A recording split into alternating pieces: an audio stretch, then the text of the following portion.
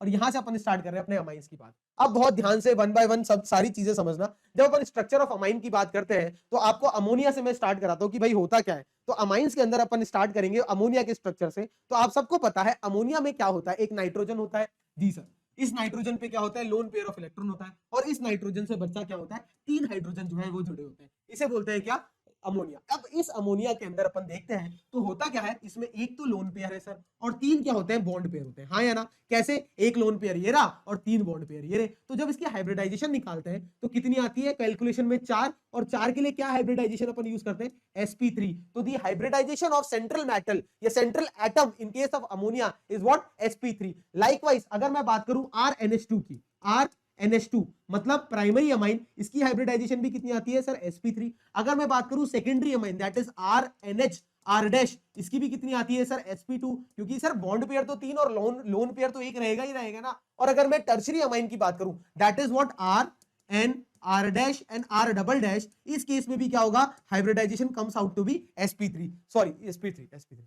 ठीक है, तो तीनों केस में क्या आएगी, हाइब्रिडाइजेशन sp3 आएगी। अब एक क्वेश्चन है जो आप सब कमेंट सेक्शन में जवाब देना, अगर हाइब्रिडाइजेशन sp3 आती है, I am repeating my question, अगर हाइब्रिडाइजेशन sp3 आती है तो शेप क्या होता है, कोई मुझे कमेंट सेक्शन में बता दे। sp3 बच्चा, शौर्य sp3, ठीक है। अगर हाइब्रिडाइजेशन sp3 आती है तो शेप क्या आती है, फटाफट कमेंट सेक्शन में बताएंगे सब बच्चे।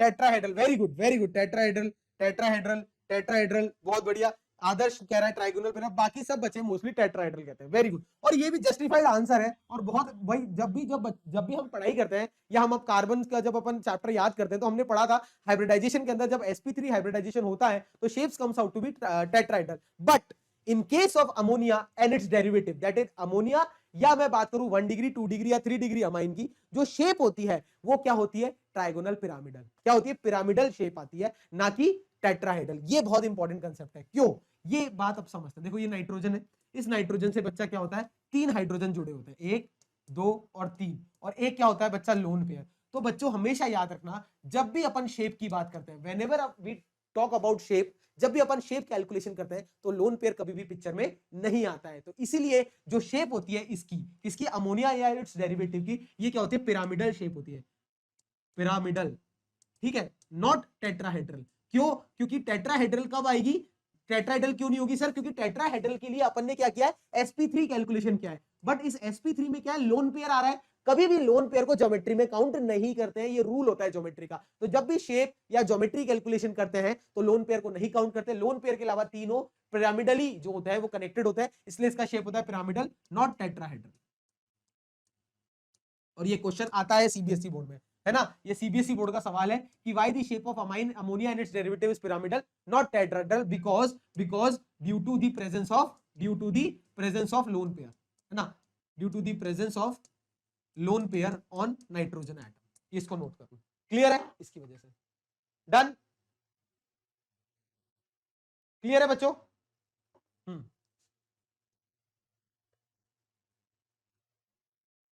ठीक है, हाँ हाँ, जिसने भी प्लेनर बोला था very good, pyramidal is the answer, है ना। हेलो सर, अभी एलडीआर की का हुआ है तो वेरी गुड बच्चे, अब स्टार्ट कर दो, आगे की भी तैयारी स्टार्ट कर दो। ठीक है, तो ये बात है। अब दूसरी बात करते हैं अपन बॉन्ड एंगल की। जब अपन बॉन्ड एंगल की बात करते हैं तो टेट्राहेड्रल के केस में बच्चा बॉन्ड एंगल कितना आता है, कोई याद दिलाएगा मुझे, सर याद है 109 डिग्री और 28 मिनट होता है। But in case of ammonia and its derivative ये एंगल कितना आता है सर, ये this angle comes out to be 108 degree, ये 108 डिग्री आता है, slightly less than tetrahedral angle. क्यों, क्योंकि इस केस के अंदर जब अपन अमोनिया एंड इट्स डेरिवेटिव की बात करते हैं तो ये क्या है, बॉन्ड पेयर है, और ये क्या है, लोन पेयर। बॉन्ड पेयर और लोन पेयर के बीच में क्या दिखता है, रिपल्शन है। तो lone pair bond pair repulsion की वजह से ये जो एंगल है वो स्लाइटली रिड्यूस हो जाता है, और टेट्राहेड्रल एंगल से क्या हो जाता है, कम होकर 108 डिग्री हो जाता है। और ये भी क्वेश्चन आता है ज्योमेट्री का, क्या क्वेश्चन आता है, पहला कि शेप टेट्राहेड्रल क्यों नहीं होती जबकि हाइब्रिडाइजेशन sp3 होती है। तो इसका आंसर क्या कहलाएगा कि लोन पेयर को कभी भी शेप में काउंट नहीं करते। दूसरा क्वेश्चन क्या आता है, या इस तरीके से पूछा जा सकता है कि जो एंगल होता है bond angle in case of amines या ammonia and its derivative comes out to be 108 degree, not tetrahedral angle. Why, because lone pair और बॉन्ड पेयर के बीच में क्या होता है बच्चा, रिपल्शन होता है, और इस रिपल्शन की वजह से बॉन्ड एंगल स्लाइटली रिड्यूस हो जाता है और 108 डिग्री के अप्रॉक्स आ जाता है। क्लियर है, डन। यहां तक कोई भी डाउट है किसी को? चलिए फिर इसी को मैंने फॉर्मुलाइज करके इसमें लिख दिया है। अब आगे बात करते हैं अपन प्रिपरेशन मेथड्स ऑफ अमाइन। अब one by one upon preparation method पढ़ते हैं। तो सबसे पहला प्रिपरेशन मेथड है रिडक्शन ऑफ नाइट्रो कंपाउंड्स। अब ये जो नाइट्रो कंपाउंड्स है इसको जब रिडक्शन करते हैं, इनका रिडक्शन करते हैं तो क्या बनता है मेरा एनिलीन या अमाइंस बनता है। रिडक्शन की दो टेक्निक है। पहली टेक्निक क्या है, अपन क्या करें हाइड्रोजिनेशन करा रहे हैं। क्या करा रहे हैं? Catalytic hydrogenation. क्या बोलते हैं पहली टेक्निक को? फर्स्ट रिएक्शन है कैटेलिटिक हाइड्रोजिनेशन। तो कैटेलिटिक हाइड्रोजिनेशन के अंदर हम क्या करेंगे, हम हाइड्रोजन का एडिशन कराएंगे in the presence of catalyst like palladium and ethanol. What is ethanol?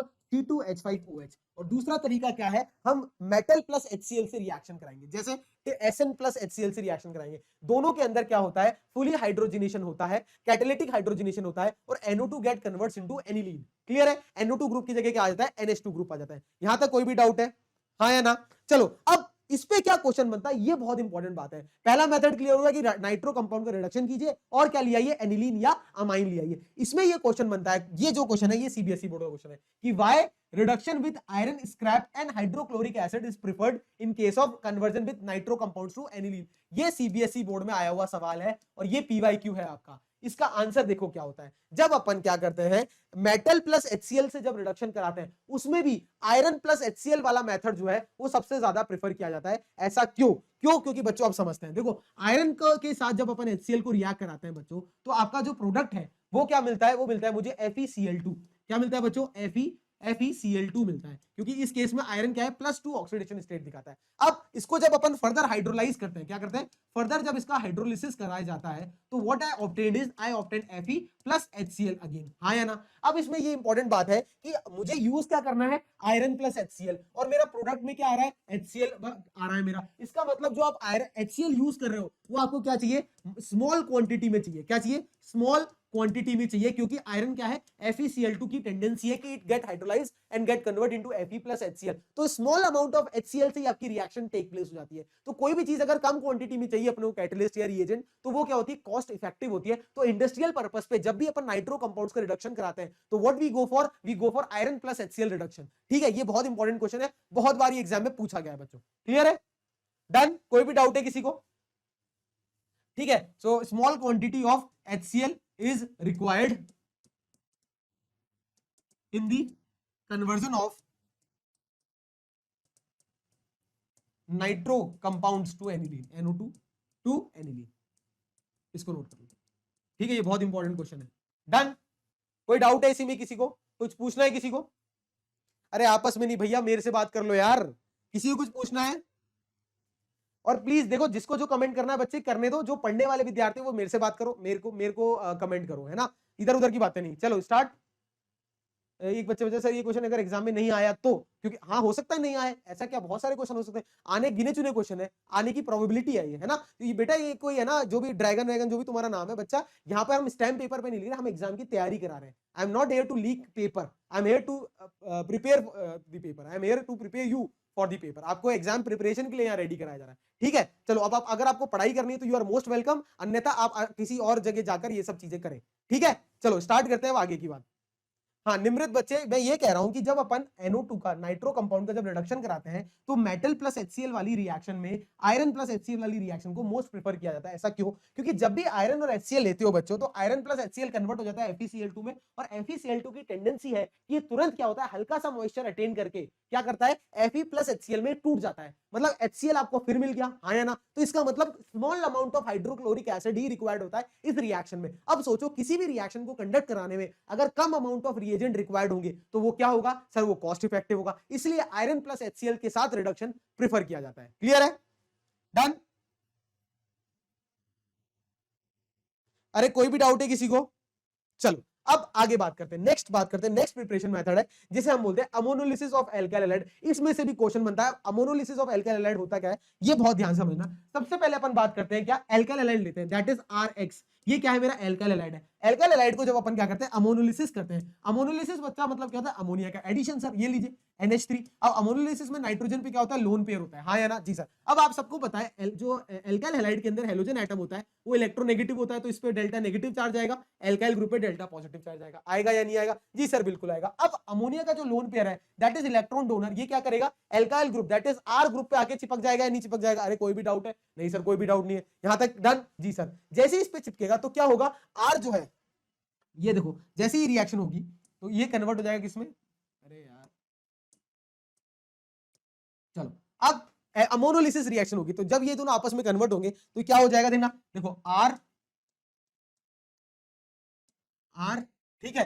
फिर इस NH2 को मैं ऐसे लिख दूं, कोई दिक्कत थोड़ी है, NH3 को NH2 लोन पेयर, यहां पर हाइड्रोजन लिख दिया, क्लियर जी सर। और एल्काइल ग्रुप का क्या हो गया X माइनस, यहां तक किसी को कोई डाउट है, नहीं सर। अब अमोनिया ने अपना लोन पेयर डोनेट किया तो इस पे भी पॉजिटिव चार्ज आएगा नहीं आएगा, यहां तक किसी को कोई डाउट नहीं। अब जैसे ही आप इस रिएक्शन में बेस इंट्रोड्यूस करते हैं, जैसे ही अपन यहां पर क्या करेंगे बच्चों, NaOH देंगे इसको, NaOH, तो बेस की प्रेजेंस में क्या होगा, Na प्लस OH माइनस, ये जो हाइड्रोजन है ये क्या करेगा, OH माइनस से रिएक्ट करेगा, क्या करेगा, OH माइनस से रिएक्ट करेगा, करा। और Na प्लस क्या करेगा, X माइनस से रिएक्ट करेगा, तो क्या बना लेगा, एक तो सोडियम हैलाइड बना लेगा जी सर, प्लस वाटर H2O जी सर, Na और X H2O, प्लस क्या बनेगा अपना alkyl amine, that is RNH2, clear है। तो क्या बन गया मेरा, एल्काइल अमाइन बन गया। तो अमोनिया का एडिशन कराया किसमें, एल्काइल हैलाइड में, इसलिए इस रिएक्शन को बोलते हैं अमोनोलिसिस ऑफ एल्काइल हैलाइड। कोई डाउट यहां पर किसी को, अरे कोई भी डाउट किसी को, अरे रुक जाओ बच्चों, एक बार 1 मिनट रुक जाओ, है ना, एक एक करके। क्या किया मैंने, एल्काइल हैलाइड में अमोनिया का एडिशन कराया और ये एडिशन प्रोडक्ट मिला। इस एडिशन प्रोडक्ट में ये हाइड्रोजन एसिडिक होता है, तो किसी भी बेस की प्रेजेंस में ये वाटर प्लस सोडियम हैलाइड बनके बाहर आ जाएगा और क्या बन जाएगा मेरा, एल्काइल हैलाइड बन जाएगा। अब क्या इतना इजी, जितना ये क्या बन गया, 1 डिग्री अमाइन बन गया, क्या बन गया, 1 डिग्री अमाइन। अब ये जितना इजी दिख रहा है उतना इजी है नहीं। अब इस 1 डिग्री अमाइन के पास क्या है, आपके पास भाई रिएक्शन में अमोनिया तो है ही, रिएक्टेंट मतलब आपकी जो टेस्ट ट्यूब है, आपने क्या किया था, एल्काइल हैलाइड लिया, अमोनिया लिया, ये प्रोडक्ट बना, बस आपके पास टेस्ट ट्यूब में अभी भी अमोनिया तो बचा है। तो ये क्या करेगा, फर्दर 1 डिग्री अमाइन क्या है, ये वापस क्या करेगा, एल्काइल हैलाइड से रिएक्ट कर जाएगा। जैसे अब फर्दर क्या होगा, आपका ये रिएक्शन हुई, RNH2 बना, इस RNH2 में इस नाइट्रोजन पे अगेन लोन पेयर है और आपके पास टेस्ट ट्यूब में क्या है, एल्काइल हैलाइड तो प्रेजेंट है ही, दैट इज RX। इस RX में क्या है, इसके पास डेल्टा पॉजिटिव, इसके बाद डेल्टा नेगेटिव चार्ज है। फिर ये नाइट्रोजन का लोन पेयर क्या करेगा, सॉरी, ये नाइट्रोजन का लोन पेयर क्या करेगा, इस एल्काइल ग्रुप पे अटैक करेगा जी सर, करेगा। आइए आगे रिएक्शन करवाते हैं। फिर क्या होगा, देखना बहुत ध्यान से, ये एल्काइल ग्रुप जब इसको एक्सेप्ट करेगा तो देखो R, ये ब्लैक वाला एल्काइल ग्रुप है जी सर, इस पे क्या होगा, NH2 जुड़ जाएगा। हाँ सर, देखना बहुत ध्यान से, तो इस NH2 को मैं ऐसे लिख दूं, NH अलग और ये हाइड्रोजन अलग, इसने अपना लोन पेयर डोनेट किया तो इसमें पॉजिटिव चार्ज आ गया जी सर। एक इस पे ऑलरेडी एल्काइल ग्रुप चल रहा था और ये जो ब्लैक वाला एल्काइल हैलाइड है उसका X माइनस आपके पास है ही। हाँ सर, अब फर्दर क्या होगा, जैसे इसको बेस दोगे, जैसे ही इसको NaOH दोगे, Na प्लस OH माइनस, जैसे इसको बेस दोगे, ये OH माइनस क्या करेगा, इस एसिडिक हाइड्रोजन से रिएक्ट करके वाटर बाहर आ जाएगा जी सर, और ये Na plus X minus sodium halide जी सर, NaX बाहर आ गया। प्रोडक्ट में क्या मिला आपको, देखो R जी सर डैश NH, फिर जैसे इसने H प्लस दिया तो इसका पॉजिटिव चार्ज वैनिश हो गया, लोन पेयर इसके पास वापस आ गया और ये R प्लस, तो आपके पास क्या मिल गया, 2 डिग्री अमाइन मिल गया या नहीं मिल गया, हाँ या ना। तो पहले ये रिएक्शन रुकी नहीं, अमोनोलिसिस में मैंने क्या किया, पहले एल्काइल हैलाइड को क्या किया, अमोनिया से रिएक्ट कराया, अमोनिया से रिएक्ट करके क्या बना, 1 डिग्री अमाइन। ये 1 डिग्री अमाइन ने फिर क्या किया, बचे हुए एल्काइल हैलाइड से रिएक्ट कराया, फिर क्या बना, 2 डिग्री अमाइन। अब ये 2 डिग्री अमाइन के पास भी तो हाइड्रोजन प्रेजेंट है सर, ये फर्दर क्या करेगा, फिर क्या करेगा, RX एल्काइल हैलाइड से रिएक्ट करेगा और क्या बना लेगा सर, 3 डिग्री अमाइन बना लेगा, R R और R, 3 डिग्री अमाइन। तो इसका मतलब अमोनोलिसिस वाली रिएक्शन के अंदर मुझे मिक्सचर ऑफ अमाइन मिलता है, दैट इज 1 डिग्री, 2 डिग्री और 3 डिग्री अमाइन। जब भी ऐसी रिएक्शन होती है जहां मिक्सचर ऑफ प्रोडक्ट्स मिलते हैं और स्पेसिफाइड प्रोडक्ट नहीं मिलते, उस रिएक्शन को प्रेफर नहीं किया जाता। इसलिए ammonolysis of alkyl is not preferred, क्योंकि इस केस के अंदर जो प्रोडक्ट मिलता है it is a mixture of primary, secondary and tertiary amine, so that's why it is not easy to separate these things, so hence ammonolysis of alkyl is not preferred. Clear है, हाँ या ना, कोई भी doubt है किसी को, हाँ या ना, कि सर एल्काइल हैलाइड में क्या होता है, सब क्लियर है। तो ये क्वेश्चन आता है एग्जाम में, बहुत बार ये क्वेश्चन पूछा गया है, ठीक, क्या क्वेश्चन है कि why ammonolysis of alkyl halide is not preferred, is not preferred in the preparation of, in the preparation of amines. ये बहुत बार सीबीएसई में पूछा हुआ सवाल है बच्चों, इसको क्लियर कट कराया, ये ऐसे लिख के आ जाना, क्लियर है, ठीक है। अरे कोई डाउट है किसी को, अरे कौन क्या पूछ रहा है यार, भाई ड्रैगन कोई दिक्कत है क्या तुझे, क्या सिर्फ भाई एक दो यार ऑफलाइन, अरे भाई साहब, अरे छोड़ो ना, कोई भी बात, सर क्वेश्चन इसके करा दिए बच्चे, है ना, चलो डन। दीप्ति कोई डाउट है आपको, अरे किसी को डाउट है, चलो इसी के अंदर एक और क्वेश्चन क्या आता है, अमोनोलिसिस के अंदर एक और क्वेश्चन आता है कि आपको क्या दिया, आपको मान लीजिए डिफरेंट टाइप ऑफ एल्कलाइड दिए। एक दिया क्या, आरएफ, है ना, एल्काइल फ्लोराइड दे दिया। एक दे दिया एल्काइल क्लोराइड आरसीएल दे दिया। एक दे दिया आपको एल्काइल ब्रोमाइड आरबीआर दे दिया। और एक दे दिया एल्काइल आयोडाइड आरआई दे दिया। और आपसे ये पूछा गया, क्या पूछा गया, रेट ऑफ अमोनोलिसिस बताओ, रेट ऑफ अमोनोलिसिस रिएक्शन। ये भी क्वेश्चन पूछा गया है, रेट ऑफ अमोनोलिसिस। कौन सी एल्काइल हैलाइड सबसे तेज अमोनोलिसिस की रिएक्शन देगा? कमेंट करिए अपना अपना आंसर, फिर I tell you the right answer, ठीक है। और फिर कह रहा हूं मैं, कोई बात नहीं यार, जिसको जो बोलना है बोले, तो अपना पढ़ाई करो ना यार। चलो हाँ बोलो, रेट ऑफ अमोनोलिसिस रिएक्शन बताइए फटाफट।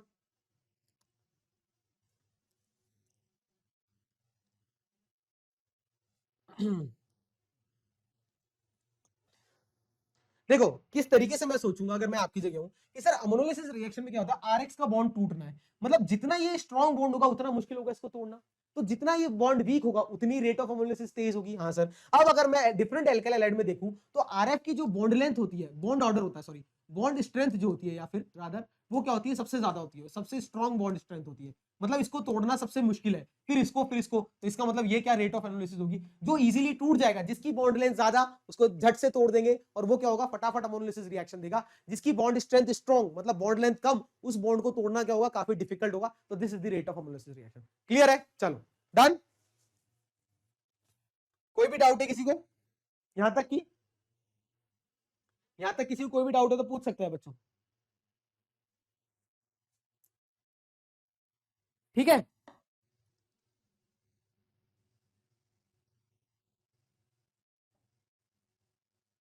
अरे यार मोहम्मद भाई साहब, व्हाट इज आइसोमर, जिसका मॉलिक्यूलर फॉर्मूला सेम होता है, डिफरेंट स्ट्रक्चर्स होते हैं, पोजीशन ऑफ फंक्शनल ग्रुप अलग अलग होते हैं, ठीक है, इसे अपन आइसोमर्स कहते हैं। चलो अब नेक्स्ट प्रिपरेशन मेथड की बात करते हैं, जिसका नाम है रिडक्शन ऑफ नाइट्राइल्स। तो आपको अगर नाइट्राइल दे दिया कोई, जैसे आरसीएन, इसको क्या बोलते हैं, नाइट्राइल। तो नाइट्राइल का क्या करते हैं हम, नाइट्राइल्स का क्या करते हैं, रिडक्शन करते हैं, ठीक है। नाइट्राइल्स, नाइट्राइल्स का क्या करते हैं, हाइड्रोजनेशन। हाइड्रोजनेशन मतलब कैटालिटिक हाइड्रोजन किया निकल की प्रेजेंस में, और क्या लिया, सोडियम अमलगम इन इथेनॉल, है ना। तो क्या करेंगे, फुल हाइड्रोजनेशन होगा। क्या बोलेंगे इसको, इस पूरे प्रोसेस को बोलते हैं फुल हाइड्रोजनेशन। फुल हाइड्रोजनेशन का क्या मतलब, मैं अभी बताता हूँ। फुल हाइड्रोजनेशन का मतलब है कि जो ट्रिपल बॉन्ड है वो टूट जाएगा दो बार, पहले डबल बॉन्ड बनेगा फिर सिंगल बॉन्ड, बट जब फुल हाइड्रोजनेशन करेंगे तो दो हाइड्रोजन इधर और दो हाइड्रोजन इधर सेम टाइम पे जुड़ेंगे और दो बॉन्ड टूटेंगे। देखो दो बॉन्ड टूट गए, डबल ट्रिपल से सिंगल बॉन्ड आ गया, दो हाइड्रोजन इस कार्बन पे, दो हाइड्रोजन इस नाइट्रोजन पे, इसे बोलते हैं अपन फुल हाइड्रोजनेशन मेथड। क्या सर सिर्फ यही तरीका है नाइट्राइल से मेरे को अमाइंस बनाने का? नहीं, एक और तरीका है। देखो उस तरीके को क्या बोलेंगे, जैसे मान लीजिए आपके सामने RCN, RC triple bond N, क्या है ये, नाइट्राइल। अब इस नाइट्राइल को क्या करो, आप रिएक्ट कराओ किससे, मैं लिखता हूं और आप बताना इसे क्या बोलते हैं। इसको रिएक्ट कराओ SnCl2 प्लस HCl से, SnCl2 प्लस HCl से। इसको क्या बोलते हैं, कोई कमेंट में बताएगा? अगर मेरे को शुरू से जो देख रहा है, पूरे लेक्चर अच्छे से पढ़े हैं, जिसने चाणक्य नीति दबंग, वो बता देगा what is SnCl2 plus HCl, कौन सा रिएजेंट होता है ये, कमेंट करके बताइएगा। इस रिएजेंट का नाम क्या है? अभी रिपीट कर दूंगा बच्चे, डोंट वरी, क्या नाम है इस रिएजेंट का?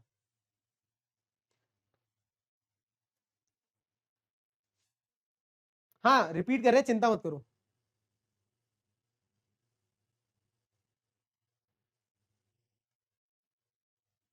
हाँ बिल्कुल, पूरा चैप्टर कराएंगे आज। स्टेनस क्लोराइड, बहुत बढ़िया बहुत बढ़िया। क्या बोलते हैं इसको, स्टेनस क्लोराइड या स्टीफन रिएक्शन भी बोलते हैं इसको, बहुत बढ़िया। स्टीफन रिएजेंट, है ना, स्टीफन रिएजेंट बोलते हैं इसको। तो स्टीफन रिएजेंट में क्या होता है, ये जो ट्रिपल बॉन्ड है ये टूटता है और एक हाइड्रोजन इधर और एक हाइड्रोजन इधर जुड़ता है। होगा क्या, प्रोडक्ट क्या बनेगा, देखना, RCH डबल बॉन्ड NH। अब इसको क्या बोलते हैं, इसको बोलते हैं इमीन। याद आया जी सर। तो इस प्रोसेस में क्या हुआ बच्चों, एक एक हाइड्रोजन जुड़ा, इसलिए इस प्रोसेस में क्या होता है, पार्शियल हाइड्रोजिनेशन होता है। क्या होता है, पार्शियल हाइड्रोजिनेशन होता है। क्यों, क्योंकि इसके अंदर क्या होता है, डबल बॉन्ड बना, ट्रिपल से डबल बना और सिर्फ एक एक हाइड्रोजन जुड़ा। फिर क्या करेंगे, फर्दर एक और बार इसका हाइड्रोलिसिस कर दो, या एक और बार क्या करो, इसको रिएक्ट करा दो किससे, SnCl2 प्लस HCl से। तो फिर इसका पार्शियल हाइड्रोजिनेशन होगा। उस केस में क्या होगा बच्चा, फिर ये बॉन्ड टूटेगा, एक हाइड्रोजन इधर एक हाइड्रोजन इधर आ जाएगा, क्या बनेगा, RCH2NH2 बन गया ना अमाइन। जी सर। इस केस में क्या हुआ, अगर मैं स्टेनस क्लोराइड लूंगा या स्टेफन रिएजेंट लूंगा तो उस केस में मुझे दो स्टेप में ये हाइड्रोजनेशन कराना पड़ेगा, पार्शियल हाइड्रोजनेशन फिर पार्शियल हाइड्रोजनेशन। और अगर मैं रिएजेंट लेता हूं क्या, H2 nickel in the presence of sodium amalgam and ethanol, उस केस में क्या होगा, फुल हाइड्रोजनेशन होगा। ये ट्रिपल बॉन्ड जो है वो पूरा टूट जाएगा, सिंगल बॉन्ड में कन्वर्ट हो जाएगा, 2 हाइड्रोजन कार्बन पे आ जाएंगे, 2 हाइड्रोजन नाइट्रोजन पे आएंगे, कुल मिला के 4 हाइड्रोजन जुड़ा, इसलिए इसको फुल हाइड्रोजनेशन बोलते हैं। क्लियर है, हाँ या ना? कोई भी डाउट है किसी बच्चे को? बिल्कुल बच्चे, यार आप दबंग बैच देख लो या आप चाणक्य नीति देख लो, आपका सब काम हो जाएगा, है ना, चिंता मत करो। और कुछ रहता है तो वो मैं करा दूंगा, है ना। बस मैं ये आपसे रिक्वेस्ट करूंगा कि जो भी बच्चा पढ़ रहा है उसको पढ़ने दीजिए, अगर आपको पढ़ना है तो मोस्ट वेलकम, आप भी पढ़ाई कीजिए। ठीक है, चलो डन है।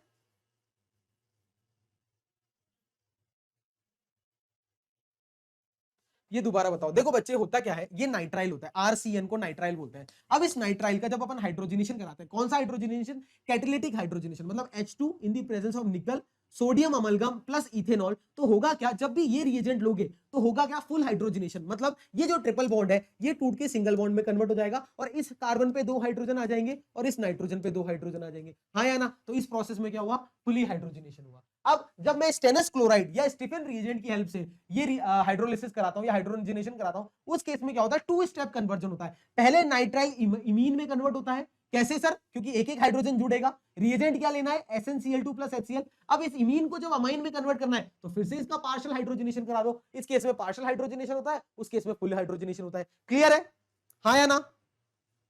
अरे कोई भी डाउट है किसी को? अरे यार आपस में क्या चल रहा है? क्लियर, हर बार ऐसे ही करना है ना? हाँ हर बार ऐसे ही करना। क्या हो गया ये निर्मित क्लियर है ना बच्चे? ओ भाई साहब, ओ यार मैं भी राजस्थान से हूँ यार, प्लीज भैया, हम बहुत सीधे साधे आदमी, पढ़ाई कर लो, तुम भी पढ़ाई कर लो, है ना। चलो चलिए स्टार्ट करते हैं। नेक्स्ट प्रिपरेशन मेथड है, अब मैंने क्या किया, अमाइड लिया, इसे बोलते हैं अमाइड, CONH2 क्या बोलते हैं, अमाइड। अब अमाइड का जब अपन हाइड्रोजनेशन कराते हैं तो इसका क्या करते हैं, अपन रिडक्शन करते हैं। अब जब भी रिडक्शन करते हैं बच्चों, तो रिडक्शन किसकी हेल्प से करेंगे सर, रिड्यूसिंग एजेंट। तो lithium aluminium hydride is one of the very best reducing agent. ये क्या करता है, ये CO में क्या करेगा, इस CO को क्या करेगा, रिड्यूस कर देगा, किसमें, इसमें 2 हाइड्रोजन इसमें जोड़ देगा और वाटर क्या होगा, एक्सक्रीट आउट हो जाएगा, H2O क्या हो जाएगा, बाहर हो जाएगा। तो क्या बन जाएगा, RCH2NH2। तो अमाइड को अगर अमाइन में कन्वर्ट करना है तो लिथियम एल्यूमिनियम हाइड्राइड लेना है, और नाइट्राइल को कन्वर्ट करना है तो क्या करना है, H2 nickel in the presence of sodium amalgam and ethanol. Clear, चलो अब नेक्स्ट बात करते हैं Gabriel phthalimide synthesis, and this is very very important, है ना। गैब्रियल थैलेमाइड सिंथेसिस पढ़ेंगे। अब सब बच्चे इधर आ जाओ, है ना, चलो, ओ लड़ाई वड़ाई माफ करो और फटाफट इधर आ जाओ, चलो।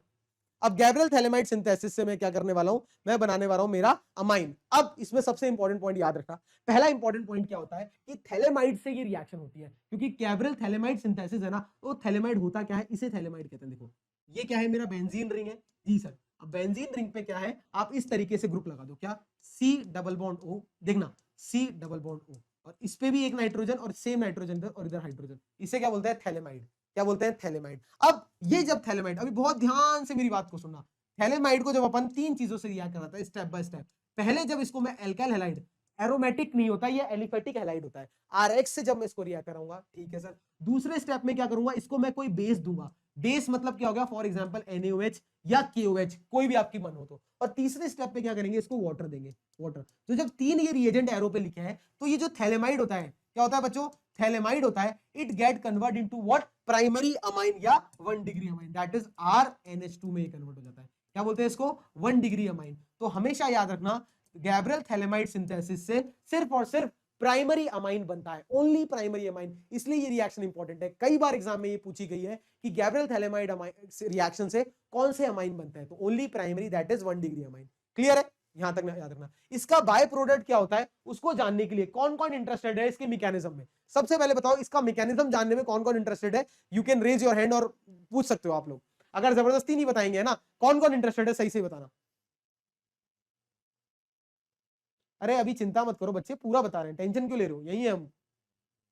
चलो हाँ, अब स्टार्ट करते हैं सर इसका मैकेनिज्म। तो मैकेनिज्म में सबसे पहले क्या लिया मैंने, थैलेमाइड लिया, बहुत ध्यान से सुनना बच्चे, है ना। ये रहा मेरा थैलेमाइड, ये CO जी सर, ये N, ये H, ये।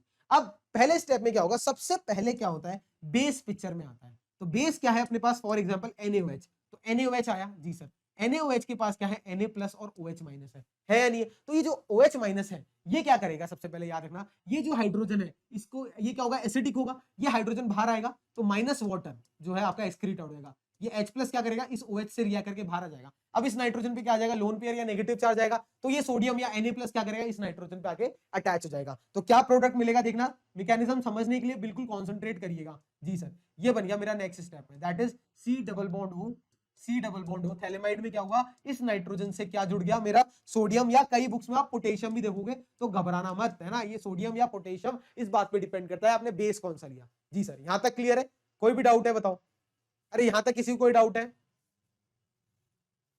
ठीक है, अब देखो अब क्या होगा, नेक्स्ट स्टेप में क्या होता है, अब मैं लेता हूं एल्काइल हैलाइड। अब क्या किया, इस स्टेप के बाद मैंने रिएक्ट कराया क्या, इसको एलिफेटिक अमाइन से, दैट इज RX।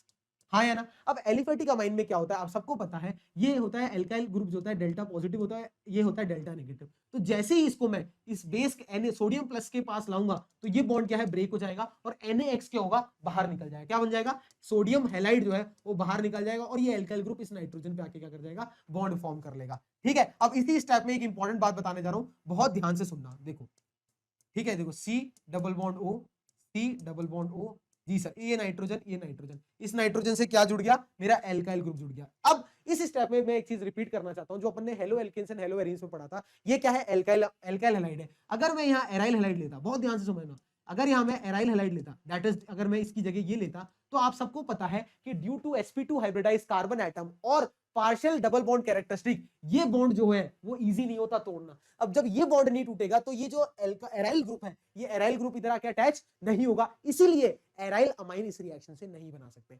फिर रिपीट कर रहा हूं, इस क्वेश्चन में ये पूछा जाता है कि क्यों गैब्रियल थैलेमाइड सिंथेसिस रिएक्शन से एराइल अमाइन अपन नहीं बना सकते। अगर एराइल अमाइन बनाना होता है बच्चों, तो इसी स्टेप पे एराइल हैलाइड से हमें रिएक्शन करानी होती है। एराइल हैलाइड के केस में कार्बन और हेलोजन के बीच में पार्शियल डबल बॉन्ड कैरेक्टरिस्टिक होती है ड्यू टू रेजोनेंस, ये अपन पहले बात कर चुके हैं, इसलिए कार्बन और हेलोजन का बॉन्ड इस केस में टूटना आसान नहीं होता है। इसलिए ये जो ग्रुप जब इस पे चिपकेगा ही नहीं तो एराइल अमाइन बनेगा ही नहीं। क्लियर है, हाँ या ना? अरे कोई डाउट है किसी को, यहां तक तो पूछ सकता है। अरे जब तुम सब बच्चों ने पूछा है मुझे, तो मेरे को बताना पड़ेगा ना कि क्या है क्या नहीं है। अरे यहां तक क्लियर है सबको कि ऐसा क्यों बना, ये वाला रिंग क्यों नहीं जोड़ी? अरे क्लियर है बच्चों? चलो चलो, अब मेरे पास क्या है, ये एल्काइल ग्रुप जुड़ गया, तो मेरी क्या रिएक्शन, क्या प्रोडक्ट है मेरे पास, देखना। अब सर आपके सामने है ये बेंजीन रिंग है, जी सर, इस बेंजीन रिंग में ये है C डबल बॉन्ड O, जी सर, ये है C डबल बॉन्ड O, इस फिर ये है नाइट्रोजन, और इस नाइट्रोजन से आपने एल्काइल ग्रुप R जोड़ दिया। अब बहुत ध्यान से समझना, अब क्या है आपकी भाई टेस्ट ट्यूब में बेस तो अभी भी पड़ा है, अब बेस की प्रेजेंस में होगा क्या, बहुत ध्यान से समझना, अब वापस क्या होगा, NaOH पिक्चर में आएगा, that is NaOH, Na plus और OH माइनस, हाँ या ना? अब जैसे ही NaOH पिक्चर में आएगा तो ये NaOH का ये जो OH माइनस है, अब ये बेस की तरह ना ऐड करके क्या करेगा, एक न्यूक्लियोफाइल की तरह ऐड करेगा, क्या करेगा, एक न्यूक्लियोफाइल की तरह ऐड करेगा। अगर ये न्यूक्लियोफाइल की तरह ऐड करेगा तो ये इस कार्बन पे जाएगा, जैसे इस कार्बन पे जाएगा तो कार्बन को कहेगा भाई OH के साथ बॉन्ड बना ले, तो ये कार्बन कहेगा भाई ये वाला बॉन्ड तो टूटना मुश्किल है क्योंकि यहाँ पार्शियल डबल बॉन्ड कैरेक्टरिस्टिक है, और ये वाला बॉन्ड भी ये तोड़ेगा नहीं, तो क्या करेगा ये कार्बन, इस ऑक्सीजन से बोलेगा भाई तू बॉन्ड तोड़ ले, तो ये ऑक्सीजन कहेगा ठीक है मैं बॉन्ड तोड़ लूंगा। बट इंपॉर्टेंट पॉइंट ये है कि ऑक्सीजन के पास क्या होती है, बैक बॉन्डिंग की टेंडेंसी होती है, इसलिए एक तरफ बॉन्ड तोड़ के दूसरी तरफ बॉन्ड बना लेगा ड्यू टू बैक बॉन्डिंग। तो अब दो अपने पास रास्ते क्लोज हो चुके हैं, तो कार्बन और ये रिंग से बॉन्ड नहीं टूटेगा, कार्बन और ऑक्सीजन का बॉन्ड नहीं टूटेगा, तो एकमात्र बॉन्ड बचा जो टूटेगा वो ये वाला बॉन्ड टूटेगा, हाँ या ना? जी सर, जैसे ही ये बॉन्ड टूटेगा तो इस कार्बन पे क्या ये OH ग्रुप आके जुड़ जाएगा, हाँ सब जुड़ जाएगा, आओ जोड़ देते हैं, देखना बहुत ध्यान से, ये चीज जो समझ गया वो मैकेनिज्म समझ जाएगा। देखो C डबल बॉन्ड O, जी सर, ये हो गया C डबल बॉन्ड O, इस ऑक्सीजन पे नाइट्रोजन आ गया, इस नाइट्रोजन पे आपका क्या है, एल्काइल ग्रुप आ गया, और इस नाइट्रोजन पे क्या आ गया, नेगेटिव चार्ज आ गया। क्यों सर? क्योंकि बॉन्ड टूटा, जैसे ही बॉन्ड टूटा इस नाइट्रोजन ने इलेक्ट्रोनेगेटिव है, नेगेटिव चार्ज आया, इस कार्बन पे पॉजिटिव चार्ज आया, पॉजिटिव क्या होगा, OH माइनस को अपनी तरफ अट्रैक्ट करेगा और इधर क्या आ जाएगा बच्चों, OH आ जाएगा। ये क्लियर है सबको, हाँ या ना? ये क्लियर है, ये बहुत इंपॉर्टेंट स्टेप है, ये क्लियर है सबको? ओ भैया पिक्चर बाद में देख लेना, ये देख लो पहले, क्लियर है सबको?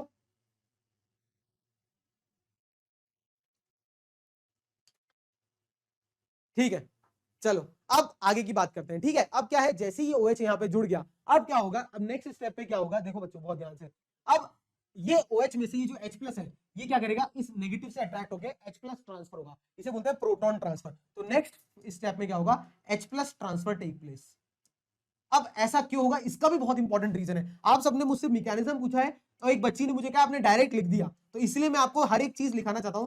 ये मैंने अपने बैचेस में कराया है, फिर भी मैं रिपीट करूंगा, क्योंकि मेरे को ये पता है कि काफी बच्चे इस तरीके से सोचते हैं, तो उनका सोचना सही भी है एक तरीके से, तो उनको बता देता हूं मैं। ठीक है, ये R, ठीक है, और इस नाइट्रोजन पे क्या आ गया सर, ये जो OH का H आ गया, ये आ गया।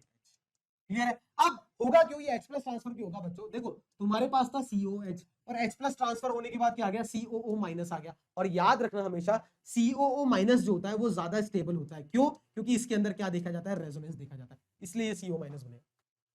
क्लियर है। अरे ये क्यों CO माइनस बनेगा, क्लियर है। अरे हाँ या ना बच्चों, ये CO माइनस बनेगा। अब नेक्स्ट फेज में अब क्या है, फिर जो बेस है NaOH फिर पिक्चर में आएगा। ये NaOH का OH माइनस वापस इस कार्बन पे अटैक करेगा और ये कार्बन क्या करेगा, ये वाला बॉन्ड तोड़ेगा, क्योंकि ये और ये बॉन्ड तो टूट नहीं सकता। फिर ये बॉन्ड टूटेगा तो क्या होगा, ये OH माइनस इस ग्रुप पे आके जुड़ेगा, देखना क्या होगा, CO है ना, COO माइनस, और ये ब्लू वाला OH इधर आ गया। जी सर, जैसे ही इधर आया तो फिर क्या हुआ, ये ग्रीन कलर वाला एल्काइल ग्रुप, ठीक है सर, एक लाल कलर का नाइट्रोजन, जी सर, और एक ब्लू कलर का हाइड्रोजन जो ऑलरेडी था वो बेचारा बाहर आ गया, इस नाइट्रोजन पे क्या गया, नेगेटिव चार्ज आ गया, हाँ या ना। अब क्या होगा, वापस ये H प्लस जो है ये क्या करेगा, इस नाइट्रोजन पे जाएगा, क्योंकि फिर ये CO माइनस बनेगा या नहीं बनेगा, होगा क्या, प्रोटॉन ट्रांसफर। जैसे ही प्रोटॉन ट्रांसफर होगा तो ये क्या बन जाएगा, RNH2, और इस नाइट्रोजन पे लोन पे रहेगा, इस तरीके से प्राइमरी अमाइन बनेगा, हाँ या ना। तो this is the mechanism of Gabriel phthalimide synthesis, इसे बोलते हैं गैब्रियल थैलेमाइड। क्लियर है, 1 डिग्री अमाइन, अरे क्लियर है।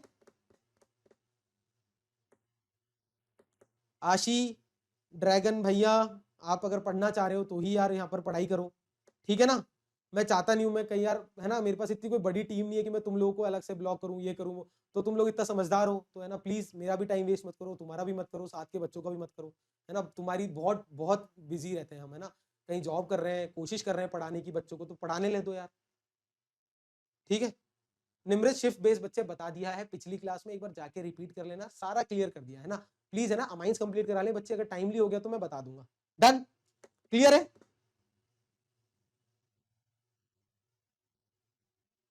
चलिए चलो स्टार्ट करें आगे।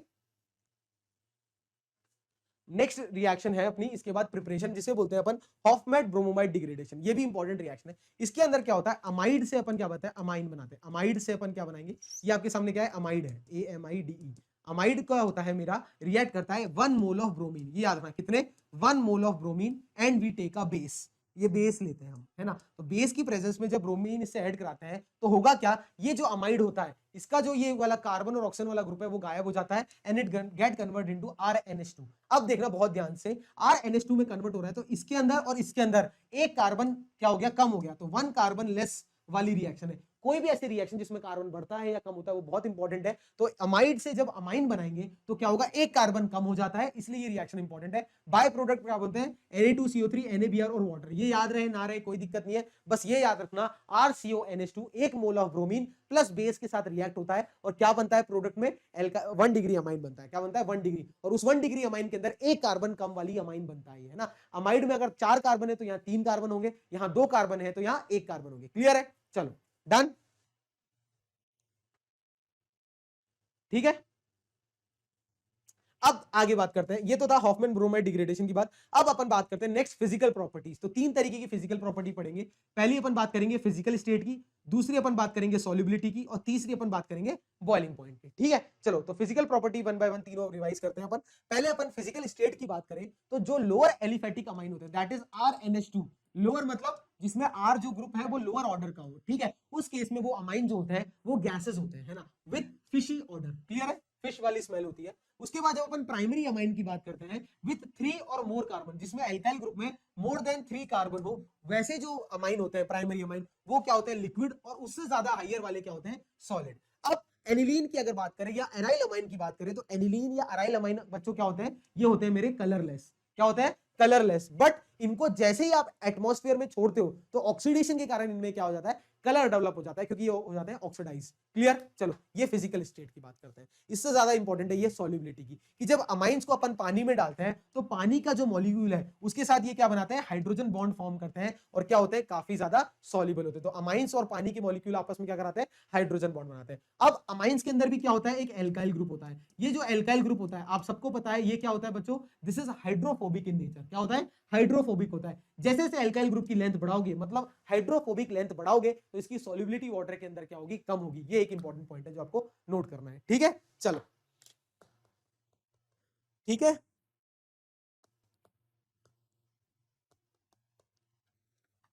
चलिए कोई भी डाउट है किसी को?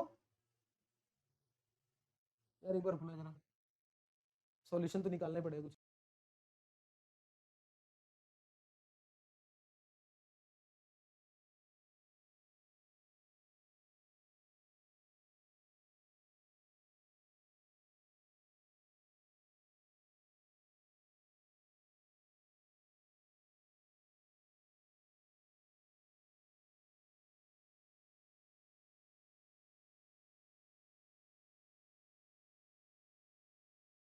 चलो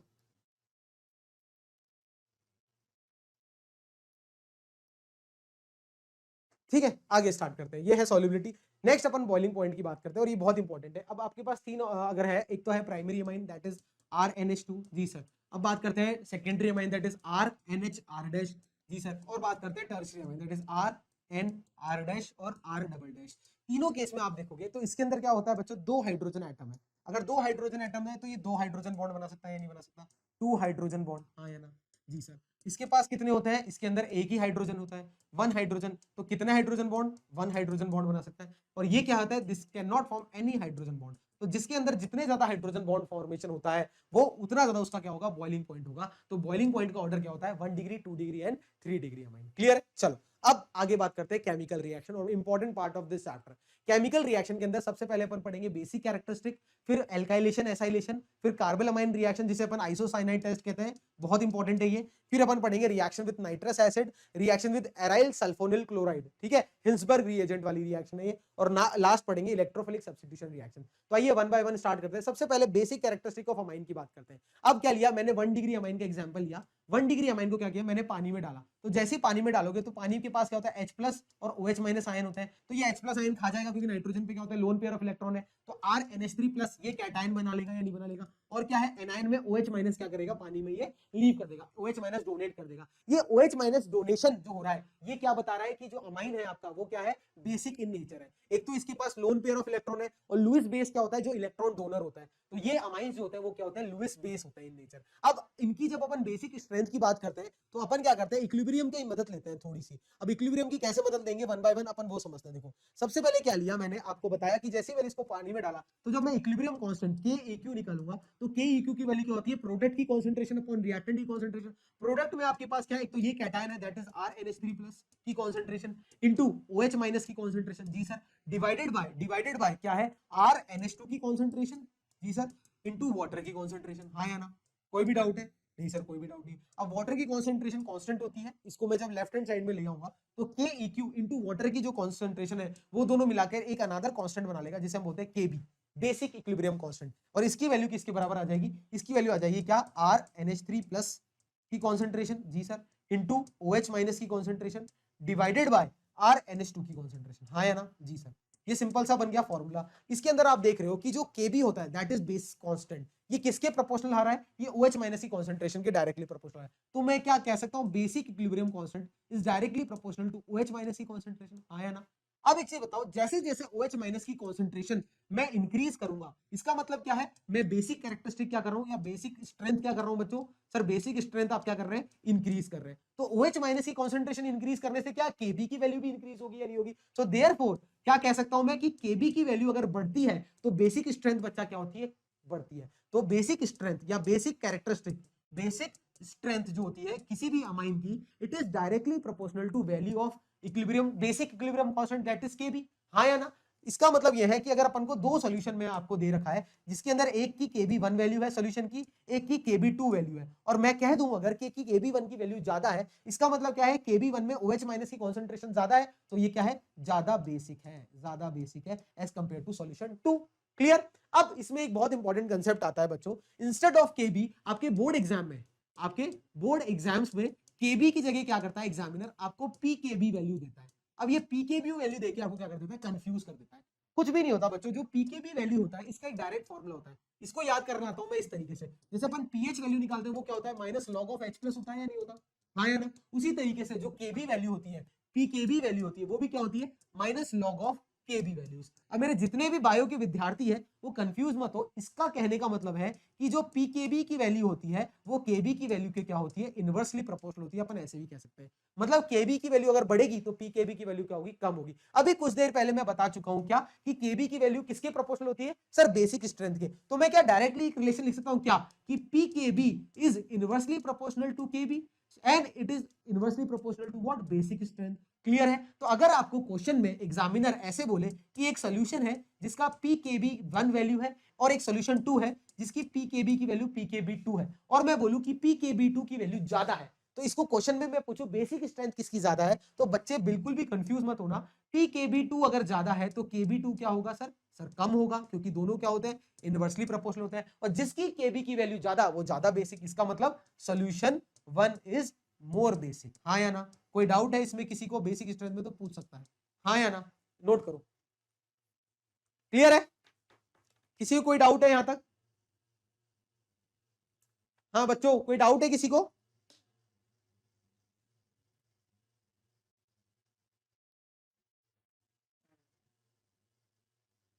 किसी को कोई डाउट है। अनुष्का बच्चे आप ये याद रखना कि जो बेसिक स्ट्रेंथ होती है वो दो चीजों पे डिपेंड करती है, कि पहली तो केबी की वैल्यू पे डिपेंड करती है कि अगर केबी की वैल्यू ज्यादा तो बेसिक स्ट्रेंथ ज्यादा। दूसरी किस बात पे डिपेंड करती है, पीकेबी की वैल्यू, कि pKb is inversely proportional to basic strength. अगर आपको एग्जामिनर में पीकेबी वैल्यू दे रखी है और जिसकी पीकेबी की वैल्यू ज्यादा वो कम बेसिक, और जिसकी केबी की वैल्यू ज्यादा वो ज्यादा बेसिक, ये दो चीजें हैं। क्लियर है, कोई भी डाउट है किसी को, यहां तक कोई भी डाउट है, अरे भैया बता दो यार। अभी आगे आएगा बच्चे, अभी पहले ये समझो जो मैं समझाना चाह रहा हूं, ठीक है। आगे मूव करें, चलिए अब आगे मूव करते हैं अपन नेक्स्ट पॉइंट पे। अब फॉर एग्जांपल बेसिक स्ट्रेंथ किन किन चीजों पे बात करते हैं और इससे क्या क्या क्वेश्चन आपके एग्जाम में पूछे जाते हैं। तो सबसे पहला जो ऑर्डर ऑफ बेसिक स्ट्रेंथ का क्वेश्चन बनता है वो ये बनता है आपके सामने, कि आपको एक जो क्वेश्चन पूछा जाता है कि अमोनिया या एल्काइल अमाइन में से कौन ज्यादा बेसिक होता है। पहला क्वेश्चन क्या आता है, आपको एक तरफ क्या देते हैं अमोनिया NH3 और एक तरफ क्या देते हैं alkyl amine that is RNH2, हाँ या ना। ये कुछ भी हो सकता है, 1 डिग्री भी हो सकता है, 2 डिग्री भी हो सकता है या 3 डिग्री भी हो सकता है। आपसे पूछा जाता है विच इज मोर बेसिक, कौन ज्यादा बेसिक है, विच इज मोर बेसिक। ठीक है, प्राइमरी अमाइन या मतलब सॉरी एल्काइल अमाइन ज्यादा बेसिक होता है या अमोनिया ज्यादा बेसिक होता है, ये क्वेश्चन बहुत ज्यादा पूछा जाता है एग्जाम में। तो आइए स्टार्ट करते हैं। जब अपन एल्काइल अमाइन की बात करते हैं तो ये है एल्काइल अमाइन RNH2, हाँ सर। इस NH2 पे क्या होता है सर, ये लोन पेयर ऑफ इलेक्ट्रॉन है। और अगर जब अमोनिया की बात करते हैं तो तीनों तरफ क्या होता है, नाइट्रोजन के क्या होता है सर, हाइड्रोजन कनेक्टेड है, जी सर। अब इधर बहुत ध्यान से देखना, होता क्या है, ये नाइट्रोजन अगर इजीली अपना लोन पेयर डोनेट कर दे तो ये अच्छा बेस होगा या नहीं होगा, हाँ या ना।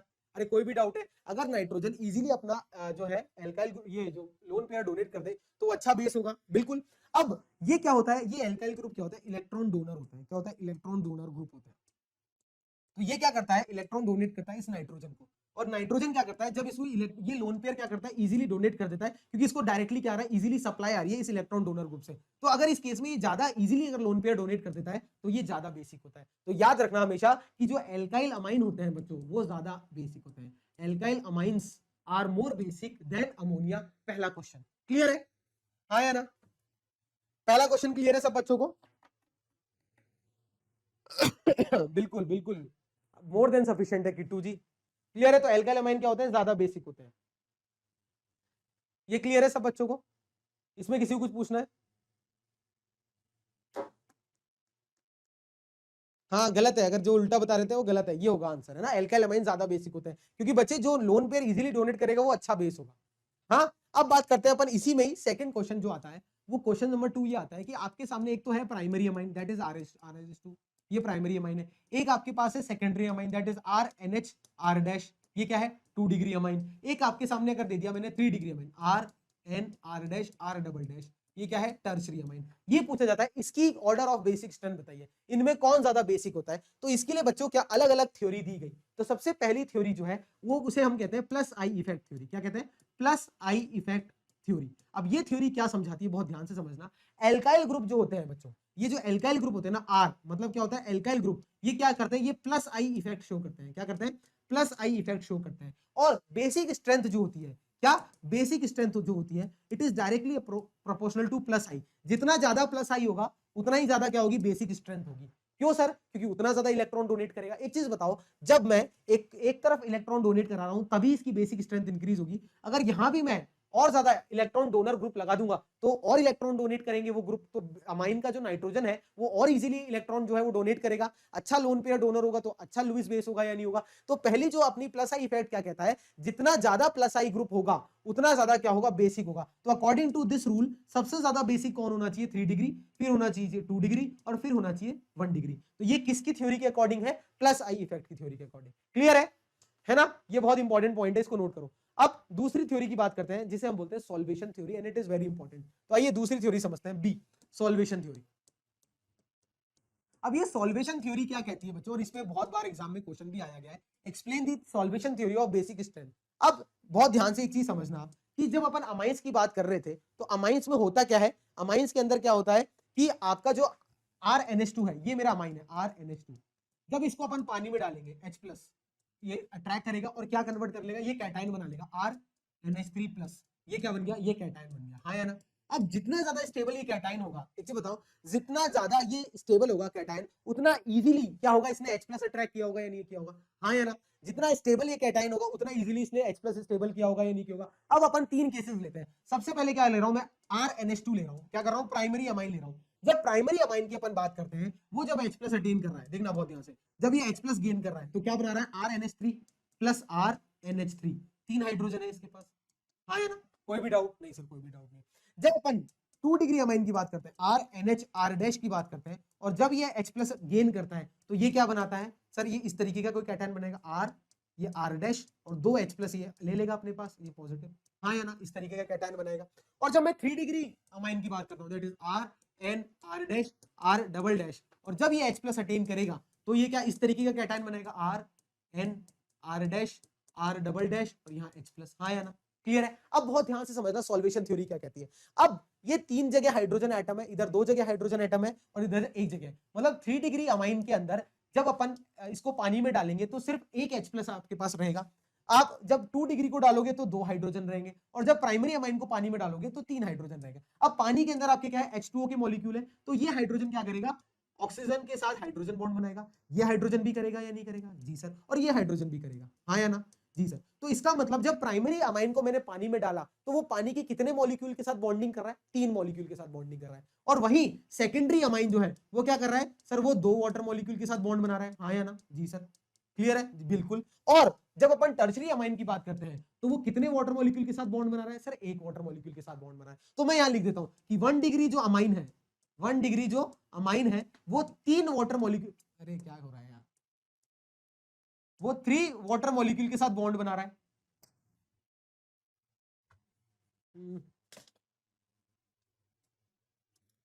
ठीक है, 1 डिग्री अमाइन जो है वो 3 वाटर मॉलिक्यूल के साथ बॉन्ड बना रहा है।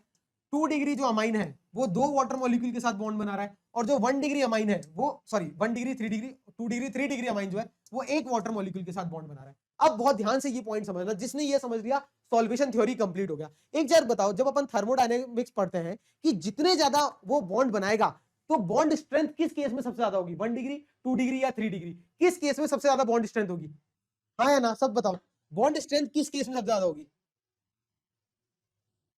अरे एक चीज बताओ, जब बॉन्ड टूटता है तो एनर्जी देनी पड़ती है, जब बॉन्ड बनता है तो एनर्जी रिलीज होती है। एक चीज बताओ, ये किसी को समझ में नहीं आया तो मुझे बताओ, जब मैंने बच्चों फिर देखना 1 डिग्री अमाइन को H+ से रिएक्ट करा, ये H+ कहां से आया, वाटर मॉलिक्यूल से आया। जब इसको वाटर मॉलिक्यूल से रिएक्ट कराया तो इसमें क्या बना, RNH3+ कैटायन बना, मतलब 3 हाइड्रोजन है इस कैटायन के पास, तो वाटर के 3 मॉलिक्यूल इसके साथ बॉन्ड बनाएंगे या नहीं बनाएंगे? जब 2 डिग्री अमाइन को का जब मैंने कैटायन पानी में डाला तो 2 वाटर के मॉलिक्यूल इसके साथ बॉन्ड बना रहे हैं, और जब 3 डिग्री अमाइन का मैंने H प्लस वाटर में डाला तो क्या होगा, एक वाटर मॉलिक्यूल के साथ बॉन्ड बना रहा है, तो यहां 3 बॉन्ड बन रहे हैं या 2 बॉन्ड बन रहे हैं और यहां एक बॉन्ड बन रहा है। जितने ज्यादा बॉन्ड बनेंगे उतनी एनर्जी रिलीज होगी या नहीं होगी, तो मैक्सिमम एनर्जी कहां रिलीज होगी, मैक्सिमम एनर्जी कहां रिलीज होगी, जहां सबसे ज्यादा बॉन्ड बनेंगे। इसका ये एग्जांपल है, अगर ये पेन को मुझे तोड़ना है तो एनर्जी देनी पड़ेगी, अगर आप बॉन्ड ब्रेक करते हो तो एनर्जी देते हो, बॉन्ड फॉर्म होता है तो एनर्जी रिलीज होती है। तो इस केस में सबसे ज्यादा एनर्जी क्या होगी, रिलीज होगी या नहीं होगी, ये मुझे बताओ, हाँ या ना। कोई भी डाउट है किसी को, अरे किसी को ये कोई डाउट है या नहीं है कि 1 डिग्री अमाइन का 3 वाटर मॉलिक्यूल के साथ जो बॉन्ड बनेगा उस केस में मैक्सिमम एनर्जी रिलीज होगी, हाँ या ना। क्लियर, ठीक है। अगर मैक्सिमम एनर्जी रिलीज होगी, एक चीज बताओ, कोई भी कंपाउंड है जिसने मैक्सिमम एनर्जी अगर रिलीज कर दी तो अभी वो सबसे ज्यादा स्टेबल स्टेट में होगा या नहीं होगा। अगर एनर्जी होगी तभी तो वो इधर उधर मूव करेगा, तभी कोई भी कंपाउंड कब अनस्टेबल होता है, जब उसके पास बहुत ज्यादा एनर्जी है। जैसे अभी कई मेरे विद्यार्थी है जिनके पास टूट टूट के एनर्जी है और वो कभी इस चैनल पे जा रहे हैं, कभी उस चैनल पे जा रहे हैं, कभी उधर डिस्टर्ब कर रहे हैं, कभी इधर डिस्टर्ब कर रहे हैं, क्या है, सबसे अनस्टेबल है। और जिस दिन एग्जाम का रिजल्ट आएगा इनकी अनस्टेबिलिटी का अपने आप रिजल्ट आ जाएगा। अब जो विद्यार्थी किसी भी एक जगह बैठ के अपना चुपचाप पढ़ाई कर रहा है, मैक्सिमम एनर्जी रिलीज कर रहा है, भले वो इस चैनल पे हो या XYZ किसी भी चैनल की बात कर रहा हूं, वो कहीं भी लग के अपनी पढ़ाई कर रहा है, तो डेफिनेटली वो क्या है, सबसे स्टेबल है, सबसे अच्छे नंबर आएंगे। इस तरीके से एग्जांपल है। तो जिसने सबसे ज्यादा बॉन्ड बनाया है वो सबसे ज्यादा एनर्जी रिलीज करेगा, सबसे ज्यादा अगर एनर्जी रिलीज करेगा तो ये क्या होगा, मोस्ट स्टेबल होगा या नहीं होगा, हाँ या ना। तो सबसे स्टेबल कंपाउंड क्या है, 1 डिग्री, फिर 2 डिग्री, फिर 3 डिग्री। इसका मतलब वाटर के अंदर जाने के बाद सबसे ज्यादा स्टेबिलिटी किसने दिखाई, 1 डिग्री ने, फिर 2 डिग्री ने और फिर 3 डिग्री ने। इसीलिए सबसे ज्यादा किसकी होती है स्ट्रेंथ, 1 डिग्री की होती है, फिर 2 डिग्री की होती है, फिर 3 डिग्री की। ये ऑर्डर है बेसिक स्ट्रेंथ का, ये ऑर्डर है। क्लियर है, इसको नोट करो। डन। कोई भी डाउट है किसी को। सबसे पहली बात क्या बताई मैंने, plus I effect. Plus I effect क्या कहता है, सबसे ज्यादा किसकी होती है बेसिक स्ट्रेंथ, 3 डिग्री, फिर 2 डिग्री, फिर 1 डिग्री। फिर उसके बाद अब बात करते हैं सॉल्वेशन थ्योरी की। सॉल्वेशन थ्योरी क्या कहती है, सबसे ज्यादा वाटर मॉलिक्यूल के साथ कौन बॉन्ड बनाता है पानी के अंदर जाने के बाद, 1 डिग्री अमाइन। मतलब सबसे ज्यादा एनर्जी कौन रिलीज करता है, 1 डिग्री। इसका मतलब सबसे स्टेबल कौन है, 1 डिग्री। क्लियर है। और जो चीज सबसे स्टेबल है वो बनना चाहेगी, तो बेसिक स्ट्रेंथ का ऑर्डर क्लियर है, हाँ या ना। क्लियर है। और जब अपन स्टेरिक हिंड्रेंस, तीसरी थ्योरी, पहला क्या हो गया अपनी, पहली होगी प्लस आई इफेक्ट, दूसरा हो गया अपना सॉल्वेशन थ्योरी, तीसरी अपन बात करते हैं स्टेरिक हिंड्रेंस थ्योरी। ये भी एक इंपॉर्टेंट है। सी, तीसरी थ्योरी क्या कहती है अपनी, स्टेरिक हिंड्रेंस। ये भी इंपॉर्टेंट। स्टेरिक हिंड्रेंस थ्योरी क्या कहती है, आपके सामने 3 अमाइंस में बना देता हूं। जैसे पहले बनाया मैंने 1 degree amine, that is RnH2, और ये है मेरा लोन पेयर। एक है 2 डिग्री अमाइन, RnR-H, और ये है मेरा क्या, लोन पेयर। एक है मेरा 3 डिग्री अमाइन, RnR- और R-। एक चीज बताओ, ये जो एल्काइल ग्रुप होते हैं बच्चों, ये क्या होते हैं, these are bulky in nature. ये क्या है, बल्की एल्काइल ग्रुप है, बल्की ग्रुप्स होते हैं। अब जितने ज्यादा बल्की ग्रुप होंगे वो क्या करेंगे, उतनी स्टेरिक हिंड्रेंस करेंगे। तो इस केस के अंदर क्या है, लोन पेयर को बाहर निकलने की जगह है, क्योंकि एक ही बल्की ग्रुप है। इस केस में क्या है, 2 बल्की ग्रुप है तो कंपैरेटिवली कम जगह है, और यहाँ क्या है, 3 बल्की ग्रुप है, तो ये लोन पेयर जो है वो बहुत कम बाहर निकल पाएगा। तो सबसे ज्यादा स्टेरिक हिंड्रेंस क्या है, यहाँ है। तो स्टेरिक हिंड्रेंस सबसे ज्यादा जहां होती है, यहाँ क्या है, मैक्सिमम है। तो इसका मतलब ये जो लोन पेयर है वो इजीली डोनेट नहीं कर पाएगा। तो सबसे ज्यादा कौन बेसिक होगा, 1 डिग्री, फिर कौन होगा 2 डिग्री, और फिर कौन होगा 3 डिग्री। ये किसने बताया, स्टेरिक हिंड्रेंस थ्योरी। तो 3 थ्योरी ने मुझे ये बता दिया कि एल्काइल अमाइन में कौन ज्यादा बेसिक होते हैं, 1 डिग्री, 2 डिग्री और 3 डिग्री। पहली प्लस आई इफेक्ट ने बताया सबसे ज्यादा बेसिक कौन है, 3 डिग्री, फिर 2 डिग्री, फिर 1 डिग्री। सॉल्वेशन थ्योरी ने इसका अपोजिट बताया, और स्टेरिक हिंड्रेंस ने उसको फेवर किया। यहां तक डन। कोई भी डाउट है, क्लियर है बच्चों। चलो, अब एक और क्वेश्चन आता है एग्जाम में, एक और क्वेश्चन है आपके सामने एग्जांपल है। एक लिया मैंने एनिलीन, ये लो, ठीक है, और एक तरफ लिया अमोनिया। दोनों नाइट्रोजन पे क्या लोन पेयर है, हाँ यहाँ है। तो विच इज मोर बेसिक, बताओ, विच इज मोर बेसिक, कौन ज्यादा बेसिक है, चलो कमेंट करो। इनके अंदर ये जो लोन पेयर ऑफ इलेक्ट्रॉन होते हैं बच्चों, ये क्या है, ये रेजोनेंस के अंदर अंदर क्या होता है, इन्वॉल्व होता है। क्या होता है, रेजोनेंस के अंदर ये जो लोन पेयर है वो क्या होता है, पार्टिसिपेट करते हैं। रेजोनेंस के अंदर अगर ये पार्टिसिपेट करते हैं तो इजीली लोन पेयर डोनेट नहीं कर पाता है। In case of ammonia there is no resonance, तो ये इजीली क्या करते हैं, अपने लोन पेयर को डोनेट कर देते हैं। तो कौन ज्यादा बेसिक होता है, अमोनिया जो है वो ज्यादा बेसिक होता है एज कंपेयर टू एनिलीन। ये नोट करते हैं, क्लियर, ठीक है, डन।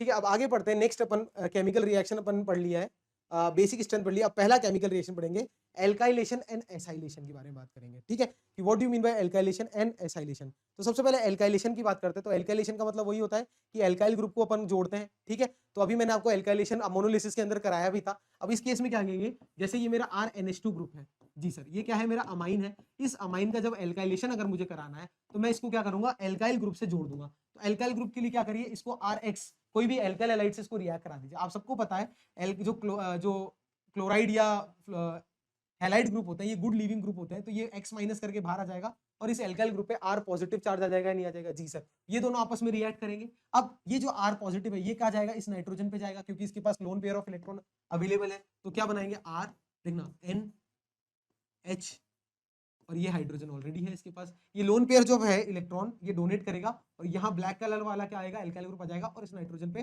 पॉजिटिव चार्ज आ जाएगा। आएगा या नहीं आएगा, जी सर। अब क्या है, नाइट्रोजन जो है इलेक्ट्रोनेगेटिव होता है, तो किसी भी एक हाइड्रोजन से बॉन्ड पेयर तोड़ेगा, H प्लस रिलीज कर देगा, है ना, H प्लस रिलीज कर देगा और क्या बना लेगा, 2 डिग्री अमाइन बना लेगा, RNH R डैश, हाँ या ना, जी सर। इसके पास फिर एक लोन पेयर है। आप क्या करोगे, फर्दर इसको फिर आप किसी और एल्काइल हैलाइड से रिएक्ट करा दो। एल्काइल हैलाइड से रिएक्ट कराओगे, फिर ये एल्काइल ग्रुप इधर जुड़ जाएगा and it get convert into 3 degree alkyl halide, RNH R dash R double. ठीक है, तो इसे बोलते हैं अपन एल्काइलेशन। क्या बोलते हैं बच्चों, एल्काइलेशन। क्लियर है, चलिए एल्काइलेशन की बात करते हैं अपन एसाइलेशन की। ये तो है एल्काइलेशन। अब एसाइलेशन के केस में क्या होता है, एसाइल ग्रुप अपन को जोड़ना है। जैसे फॉर एग्जांपल वही मैंने क्या लिया, अमाइन लिया, दैट इज RNH2 RNH2। इस अमाइन को मैंने रिएक्ट कराया किससे, इसको रिएक्ट कराया मैंने एसाइल हैलाइड से, जैसे RCOCl। इसके अंदर भी ये क्लोरीन क्या होता है बच्चों, हैलाइड है, तो ये क्या कहलाता है, गुड लिविंग ग्रुप होता है। क्या होता है, एक गुड लिविंग ग्रुप कहलाता है। कभी भी हेलोजन होगा वही लीव करेगा, क्योंकि कार्बन ऑक्सीजन को कहेगा, ऑक्सीजन पे क्या होती है, बैक बॉन्डिंग की टेंडेंसी होती है, तो ये बॉन्ड टूटेगा नहीं, Cl माइनस जो है वो बाहर निकल जाएगा। क्लियर है। अब जैसे ही Cl माइनस निकलेगा, इस कार्बन पे क्या आ गया, पॉजिटिव आ गया। ये कार्बन जैसे ही पॉजिटिव है तो ये क्या करेगा, इस लोन पेयर ऑफ नाइट्रोजन पे अटैक करेगा या नहीं करेगा, जी सर करेगा। तो किस में कन्वर्ट हो जाएगा, देखना, देखो NH2 का एक NH यहाँ लिख दिया, या NH2 का ऐसे लिख दो, एक हाइड्रोजन ऊपर लिख दिया, एक हाइड्रोजन नीचे लिख दिया। इस नाइट्रोजन से क्या है, ये कार्बन के थ्रू बॉन्ड बन गया, C double bond O R। Clear, यहाँ तक कोई भी डाउट है। इस नाइट्रोजन ने इलेक्ट्रॉन पेयर डोनेट किया तो इसमें पॉजिटिव चार्ज आएगा।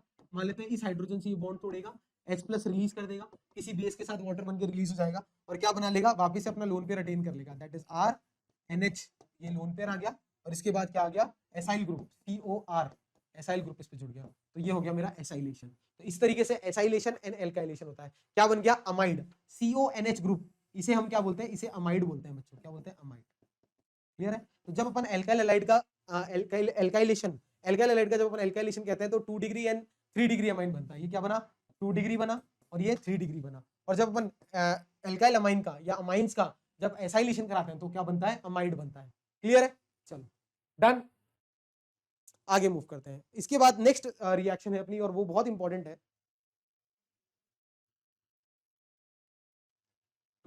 नेक्स्ट रिएक्शन की बात करते हैं अब उसका नाम है, उस रिएक्शन का नाम है अपना कार्बोलामाइन रिएक्शन। कार्बोलामाइन रिएक्शन को अपन क्या कहते हैं बच्चों, आइसोसाइनाइड टेस्ट भी कहते हैं। इसके लिए इंपॉर्टेंट पॉइंट नोट कर लो, इस रिएक्शन का नाम क्या होता है, आइसोसाइनाइड टेस्ट, आइसोसाइनाइड टेस्ट।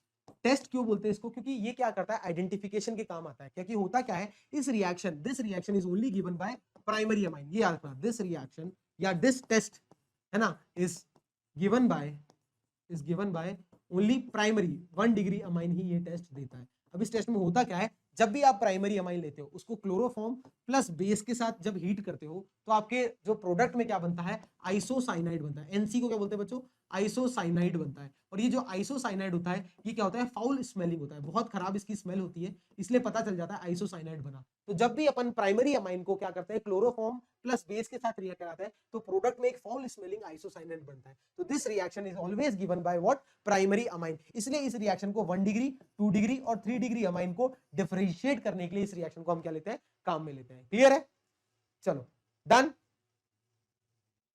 आगे बात करते हैं नेक्स्ट। अब बात करते हैं reaction with nitrous acid. Nitrous acid आप लोगों को पता है क्या होता है, what do you mean by nitrous acid. Nitrous acid होता है HNO2। क्या बोलते हैं नाइट्रस एसिड को बच्चों, इसे हम बोलते हैं HNO2, इसे हम नाइट्रस एसिड बोलते हैं। अब होता क्या है, HNO2 बनता कैसे है बच्चों, सबसे पहले क्या कहते हैं, NaNO2 को जब अपन HCl के साथ रिएक्ट कराते हैं तो प्रोडक्ट साइड में हमेशा क्या बनता है, nitrous acid plus sodium chloride, that is NaCl plus HNO2। अब ये HNO2 के साथ जब अपन अमाइंस की रिएक्शन कराते हैं तो आइए चेक करते हैं क्या बनता है। सबसे पहले क्या लिया मैंने, एल्काइल अमाइन लिया, दैट इज RNH2। जब मैंने एल्काइल अमाइन को किससे रिएक्ट कराया, इससे HNO2 से, नाइट्रस एसिड से जब मैं इसको रिएक्ट कराता हूं तो प्रोडक्ट साइड में क्या बनता है, एल्काइल डाइसोनियम क्लोराइड बनता है, that is N2 plus Cl minus, क्या बोलते हैं इसको, alkyl diazonium chloride. This is not stable compound, ये ज्यादा स्टेबल नहीं होता। और जब मैं एराइल या एनिलीन, एराइल अमाइन को या एनिलीन एक ही बात है, इसको जब मैं HNO2 के साथ रिएक्ट कराता हूं तो प्रोडक्ट साइड में क्या मिलता है, एराइल बेंजीनियम, ठीक है, benzene diazonium chloride N2 plus Cl minus. ये ज्यादा स्टेबल होता है as compare to RN2 plus Cl minus. Clear है? तो this is the reaction with nitrous acid. Done. चलो चलिए अब आगे बात करते हैं इसको फर्दर। जैसे मैं अगर इसको मैं और अगर लिखना चाहूं तो क्या मैं ऐसे लिख सकता हूं, देखना ये मेरा एराइल अमाइन है, इसे हम बोलते हैं एराइल अमाइन या एनिलीन, एक ही बात है जी सर। अगर मैंने रिएक्शन में, बच्चों बहुत ध्यान से देखना आदर्श, अगर मैंने यहां लिख रखा है NaNO2 प्लस HCl, या और आपके पास मैंने लिख रहा है HNO2, एक ही बात है ना, दोनों में से कुछ भी हो सकता है, तो आप किस में कन्वर्ट करोगे इसको, इसको कन्वर्ट करोगे benzene diazonium chloride, that is it get convert into what, N2 plus and Cl minus. अब फर्दर इसको अगर मैं वार्म वाटर दे दूं, क्या करूं, इसको मैं अगर वाटर की प्रेजेंस में क्या करूं, हीट कर दूं, या और आपके पास लिखा है वार्म वाटर, बस इतना लिखा है, गर्म पानी, तो वार्म वाटर के केस में क्या होगा बच्चों, ये H प्लस OH माइनस होता है वार्म वाटर के पास, देखना बहुत ध्यान से, क्या है H प्लस और OH माइनस कैसे रिएक्ट करेगा, ये नाइट्रोजन गैस जो होगी वो इवॉल्व आउट हो जाएगी, ये H प्लस क्या करेगा, इस Cl माइनस के साथ रिएक्ट करेगा, तो क्या बनेगा HCl प्लस नाइट्रोजन गैस, ये इवॉल्व आउट हो गई, और ये OH माइनस क्या करेगा, फिर इस कार्बन पे आके अटैक कर जाएगा, तो क्या बनेगा, फिनॉल। क्लियर है? तो अगर मुझे फिनॉल बनाना है तो भी मैं ये रिएक्शन कर सकता हूँ, तो फिनॉल की प्रिपरेशन के अंदर भी अपन ये रिएक्शन को काम में लेते हैं। क्लियर है? चलो इसको नोट कर लो। डन। कोई भी डाउट है किसी को? चलो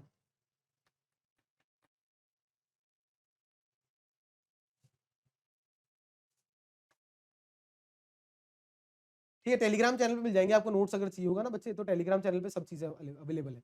नेक्स्ट अपन बात करते हैं, नेक्स्ट रिएक्शन जो है आपकी वह है reaction with aryl sulfonyl chloride. Aryl sulfonyl chloride को हम लोग हिंसबर्ग रिएजेंट के नाम से भी जानते हैं। क्या बोलते हैं इसको, इसको बच्चा हिंसबर्ग रिएजेंट बोलते हैं।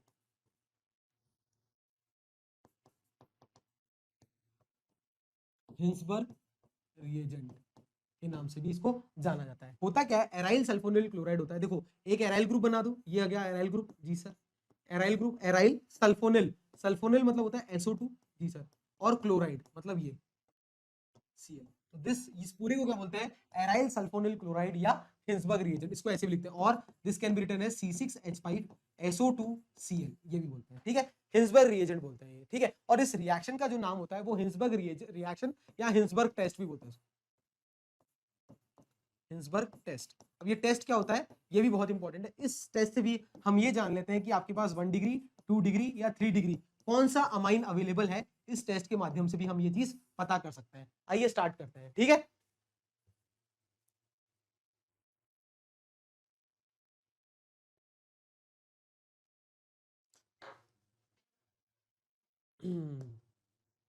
क्या यार,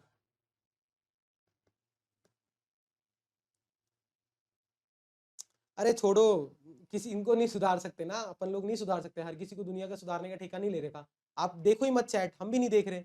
अब मैं फोन करके यार ब्लॉक करूंगा, अब इन लोगों को वही है, इतने इतने से बच्चे हैं और ये भी ऐसी फालतू हरकतें करते हैं, क्या ही बोले। ठीक है, आप ध्यान मत दो, आप है ना अपना पढ़ाई करो और इग्नोर करो, है ना, इग्नोर इज द सबसे बढ़िया तरीका है, ये यही चाहते हैं कि ये सब हो। ठीक है, तो छोड़ो, अपना पढ़ाई करो, मैं पढ़ाई करा रहा हूँ, आप पढ़ाई करो, कोई डाउट है तो आप पूछ लो मुझसे, है ना, तो मेरे को पता है कौन सिंसियरली पढ़ रहा है, आप टेंशन मत लो, ठीक है। चलो, सॉरी करने से कुछ नहीं होगा भाई, तू नहीं सुधर सकता, ठीक है, और मेरे को मतलब भी नहीं है, और यही कहूंगा कि फालतू हरकतें करने से कोई मतलब नहीं है, अपना काम करो, कहीं और जाओ यार, ठीक है, अपना पढ़ाई करने दो, जो बच्चे पढ़ाई कर रहे हैं, ठीक है। अभी वही वाली बात है, क्या है ये, मतलब ऑनलाइन का जरिया है, लोग कुछ भी चैट कर देते हैं, और मैं यही कहूंगा कि हम पढ़ाई का जरिया बना रखा है इस प्लेटफॉर्म को, तो पढ़ने दीजिए जिन लोगों को पढ़ना है, ठीक है, आपको जो भी करना है कहीं और जाके आप बातें करिए, ठीक है, जो पढ़ रहे हैं उनको पढ़ने दीजिए, आपसे मैं यही बोलूंगा, ठीक है। चलो।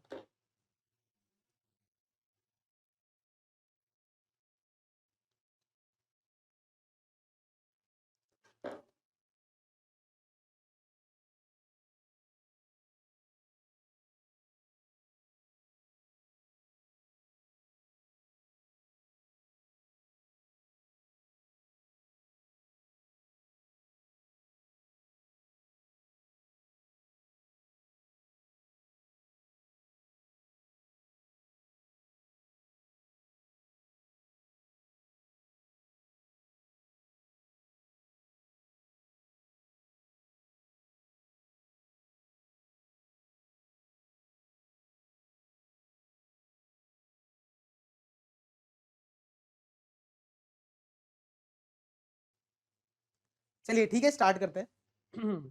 बोला है हमने अभी, तो जो भी बच्चे रहेंगे वो पढ़ने वाले ही रहेंगे। चलिए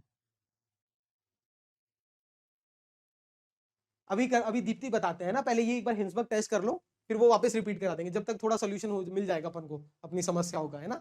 चलो ठीक है, ठीक है स्टार्ट करते हैं। हिंसबर्ग रिएजेंट की बात करते हैं अपन। हिंसबर्ग रिएजेंट क्या होता है? Aryl sulfonyl chloride that is C6H5SO2Cl, या इसे अपन क्या कहते हैं? एराइल सल्फोनिल क्लोराइड का हिंसबर्ग रिएजेंट भी बोलते हैं। अब ये हिंसबर्ग टेस्ट होता क्या है बच्चों? ये आइडेंटिफाई करने का काम आता है कि आपको जो अमाइन है वो कौन सा दे रखा है, 1 डिग्री दे रखा है, 2 डिग्री दे रखा है, या 3 डिग्री अमाइन, कौन सा अमाइन दे रखा है, इसको चेक करने के लिए हमें इसका काम में लेते हैं हिंसबर्ग रिएजेंट का। तो सबसे पहले इसका नेचर चेक करते हैं। जब अपन प्राइमरी अमाइन लेते हैं, फॉर एग्जाम्पल मैंने लिया जैसे C6H5NH2, ये क्या है? ये 1 डिग्री अमाइन है, हाँ या ना जी से। ये क्या है? मेरा प्राइमरी अमाइन है। जब प्राइमरी अमाइन को मैं रिएक्ट करा रहा हूं किससे? एराइल सल्फोनिल क्लोराइड से। एराइल सल्फोनिल क्लोराइड मतलब ये ना, देखो एराइल सल्फोनिल और क्लोराइड।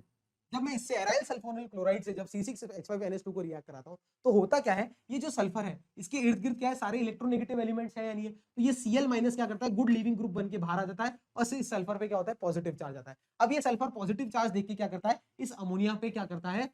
अटैक करता है। क्लियर है? अब क्या बनाएगा कंपाउंड? बहुत ध्यान से समझना सब बच्चे, है ना, जो भी बच्चे पढ़ रहे हैं बहुत ध्यान से समझना। देखो C6H5 ऑलरेडी था, ठीक है, इस अमाइन नाइट्रोजन पे 2 हाइड्रोजन ऑलरेडी थे। अब इस नाइट्रोजन ने क्या किया? अपना lone pair of electron donate किया इस सल्फर को। जी सर, तो ये क्या बन गया? SO2। और SO2 के बाद ये जो रिंग है इस पे मैंने C6H5 लिख दिया, कोई डाउट नहीं सर। और इस नाइट्रोजन पे क्या आ गया? पॉजिटिव चार्ज, क्योंकि इसने सल्फर को इलेक्ट्रॉन डोनेट किया। अब ये नाइट्रोजन से क्या करेगा? किसी भी एक हाइड्रोजन से अपना इलेक्ट्रॉन वापस लेगा पेयर, और H+ क्या कर देगा? रिलीज कर देगा। H+ रिलीज करने के बाद अपने पास क्या बचेगा? देखना बहुत ध्यान से, C6H5, जी सर, इस नाइट्रोजन के पास क्या आ गया? वापस से लोन पेयर आ गया। चेक करो, इस नाइट्रोजन के पास क्या आ गया? वापस से अपना लोन पेयर ऑफ इलेक्ट्रॉन आ गया, और हाइड्रोजन ऑलरेडी है इसके पास, एक हाइड्रोजन तो बचा है अभी, जी सर, और SO2 और C6H5 ऑलरेडी है, जी सर। यहां तक कोई भी डाउट? तो प्राइमरी अमाइन जो होता है वो एराइल सल्फोनिल क्लोराइड से क्या करता है? रिएक्ट करता है। क्लियर है? एराइल सल्फोनिल क्लोराइड से, हाँ बिल्कुल, मैंने बोला, मेरे को मजबूरी में बोलना पड़ा, आज तक मैंने ऐसा कभी किया नहीं। ठीक है, मुझे ये फर्क नहीं पड़ता कि कितने भी बच्चे मेरे को देख रहे हैं, कभी ना आज तक पढ़ा ना आगे पढ़ेगा, क्योंकि मेरा ये देखो, मेरे पास बहुत और भी काम है, बट मैं ये चाहता हूँ कि जो बच्चे मुझे फॉलो कर रहे हैं, इधर उधर उनके पास कोई सोर्स ऑफ तरीका नहीं है पढ़ने का। अगर फ्रस्ट्रेट होकर छोड़ देता हूँ या भाग जाता हूँ, तो मुझे लगता है कि आप लोगों के साथ क्या होगा, है ना, क्योंकि सबका यही वाली बात है। तो तुम लोग भी इग्नोर करना सीखो, लाइफ में इग्नोर करोगे तो बहुत आगे बढ़ोगे, ये मान के चलना। ठीक है, चलो ठीक है, स्टार्ट करते हैं।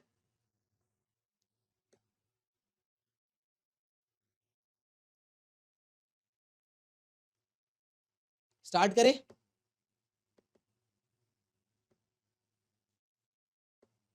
ठीक है, चलो स्टार्ट करते हैं। तो ये क्या बन गया कि 1 डिग्री अमाइन जब एराइल सल्फोनिल क्लोराइड से रिएक्ट करेगा तो इस तरीके का प्रोडक्ट बना लेगा। जी सर। अब इस प्रोडक्ट में बहुत ध्यान से एक चीज समझना, इस प्रोडक्ट में इस नाइट्रोजन के पास क्या है? ये हाइड्रोजन है। ये हाइड्रोजन क्या होता है? एसिडिक इन नेचर होता है। और जैसे ही हम क्या करेंगे, किसी बेस के साथ या किसी एल्केलाइन, जैसे मान लो मैंने NaOH के साथ इसको रिएक्ट कराया, ये क्या है? कोई बेस है या एल्केलाइन है। तो जैसे ही मैंने इसको एल्केलाइन सॉल्यूशन के साथ रिएक्ट कराया, तो ये क्या होगा बच्चों? ये जो एसिडिक हाइड्रोजन है इस OH- के साथ बॉन्ड बना के H2O बन के क्या आ जाएगा? बाहर आ जाएगा। जैसे ही H2O बन के बाहर आ गया तो H+ रिलीज हुआ, तो इस नाइट्रोजन पे क्या आ जाएगा?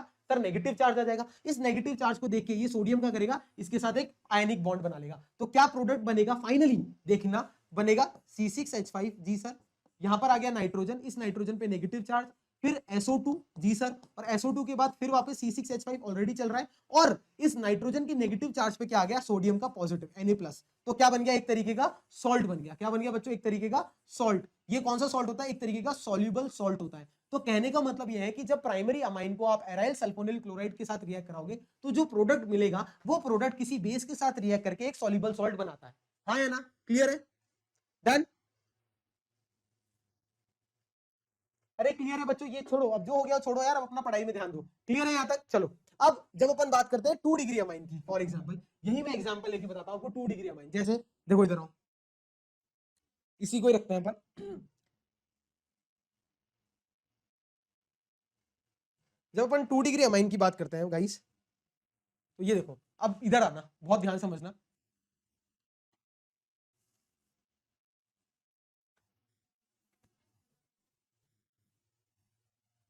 वापस से एराइल सल्फोनिल क्लोराइड तो वही रहेगा। अब जब सेकेंडरी अमाइन की मैं बात करता हूं, तो सेकेंडरी अमाइन क्या होता है? देखो C6H5, ये NH, और फिर मैंने ले लिया C6H5 फॉर एग्जाम्पल, ये क्या है मेरा सेकेंडरी अमाइन है। अब इस सेकेंडरी अमाइन पे भी क्या होगा, ये सल्फर इस वाले लोन पेयर ऑफ इलेक्ट्रॉन पे अटैक करेगा और क्या प्रोडक्ट बनाएगा देखना फिर वापस। तो दो, एक C6H5 ऑलरेडी है, ये नाइट्रोजन है जी सर, इस नाइट्रोजन पे एक हाइड्रोजन है, एक ऑलरेडी C6H5 चल रहा है, और इस नाइट्रोजन ने क्या किया, अपना लोन पेयर डोनेट किया इस सल्फर को, तो क्या बना लिया SO2 जी सर, SO2 के बाद C6H5, डन डन।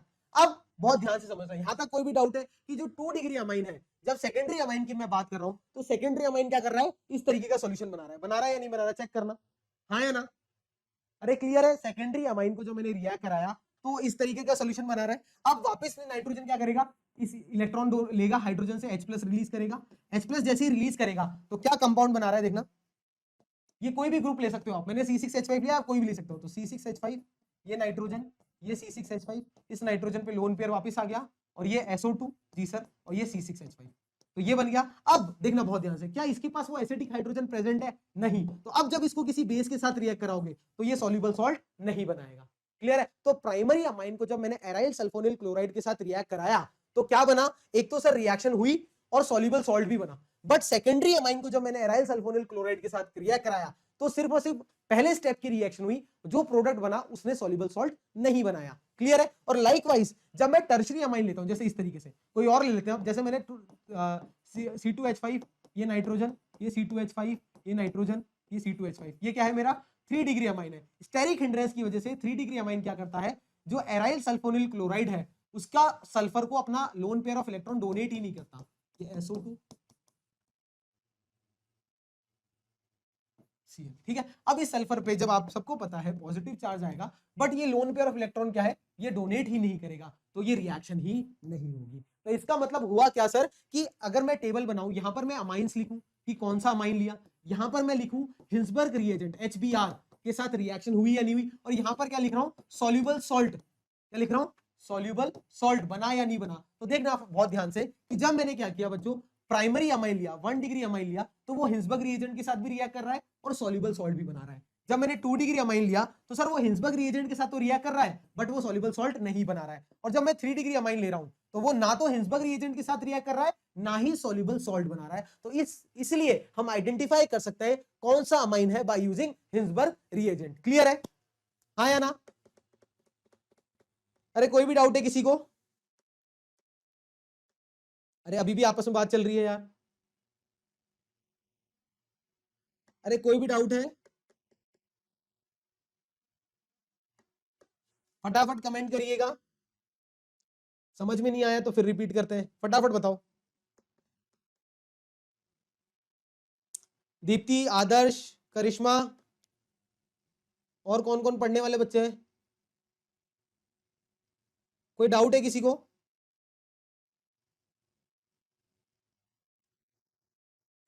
चलिए डन। तो ये था अपना हिंसबर्ग टेस्ट या हिंसबर्ग रिएजेंट के साथ क्या रिएक्शन होती है। अब नेक्स्ट सेट ऑफ रिएक्शन की बात करते हैं, इलेक्ट्रोफिलिक सब्स्टिट्यूशन रिएक्शन, ठीक है। अब इलेक्ट्रोफिलिक सब्स्टिट्यूशन रिएक्शन में बच्चों क्या होता है, सबसे पहले 3 तरीके की रिएक्शन होती है, पहला ब्रोमिनेशन, ये बहुत इंपॉर्टेंट है, दूसरा नाइट्रेशन, तीसरा सल्फोनेशन। तो इलेक्ट्रोफिलिक सब्स्टिट्यूशन जानने से पहले अपन एनिलीन का या एराइल अमाइंस का अपन देख लेते हैं क्या होता है रेजोनेटिंग स्ट्रक्चर। तो आप सबको पता है एनिलीन क्या होता है, इसके पास लोन पेयर होता है, तो ये लोन पेयर डोनेट करता है, जैसे ही लोन पेयर इस कार्बन को डोनेट करेगा तो ये कार्बन की वैलेंसी 4 होती है, तो ये वापस क्या करेगा, डबल बॉन्ड इस वाले कार्बन पे शिफ्ट करेगा, तो ऑर्थो पे नेगेटिव चार्ज आ जाएगा, ये नेगेटिव चार्ज फिर आगे रिंग पे मूव करेगा, तो ऑर्थो और पैरा पे नेगेटिव चार्ज क्या है, अपीयर हो जाएगा। तो अगर ऑर्थो और पैरा पे अगर नेगेटिव चार्ज अपीयर हो गया तो कोई भी negative loving स्पीसी that is electrophile कहां आके अटैक करेगा, ऑर्थो और पैरा पोजीशन पे। इसीलिए एनिलीन क्या होता है, ऑर्थो पैरा डायरेक्टिंग होता है towards electrophilic substitution reaction, done. अरे क्लियर है, अरे पता नहीं यार बच्चे, मैंने तो बस सर को शुक्ला सर को कहा था कि देख लो जो बदतमीजी कर रहा है उनको भगा दो और जो पढ़ना चाहता है उनको पढ़ने दो, ठीक है। मेरे को भी नहीं पता, मेरा नाम मेरे को भी नहीं पता, आप तो ये ध्यान दो, ये क्लियर है, कोई भी डाउट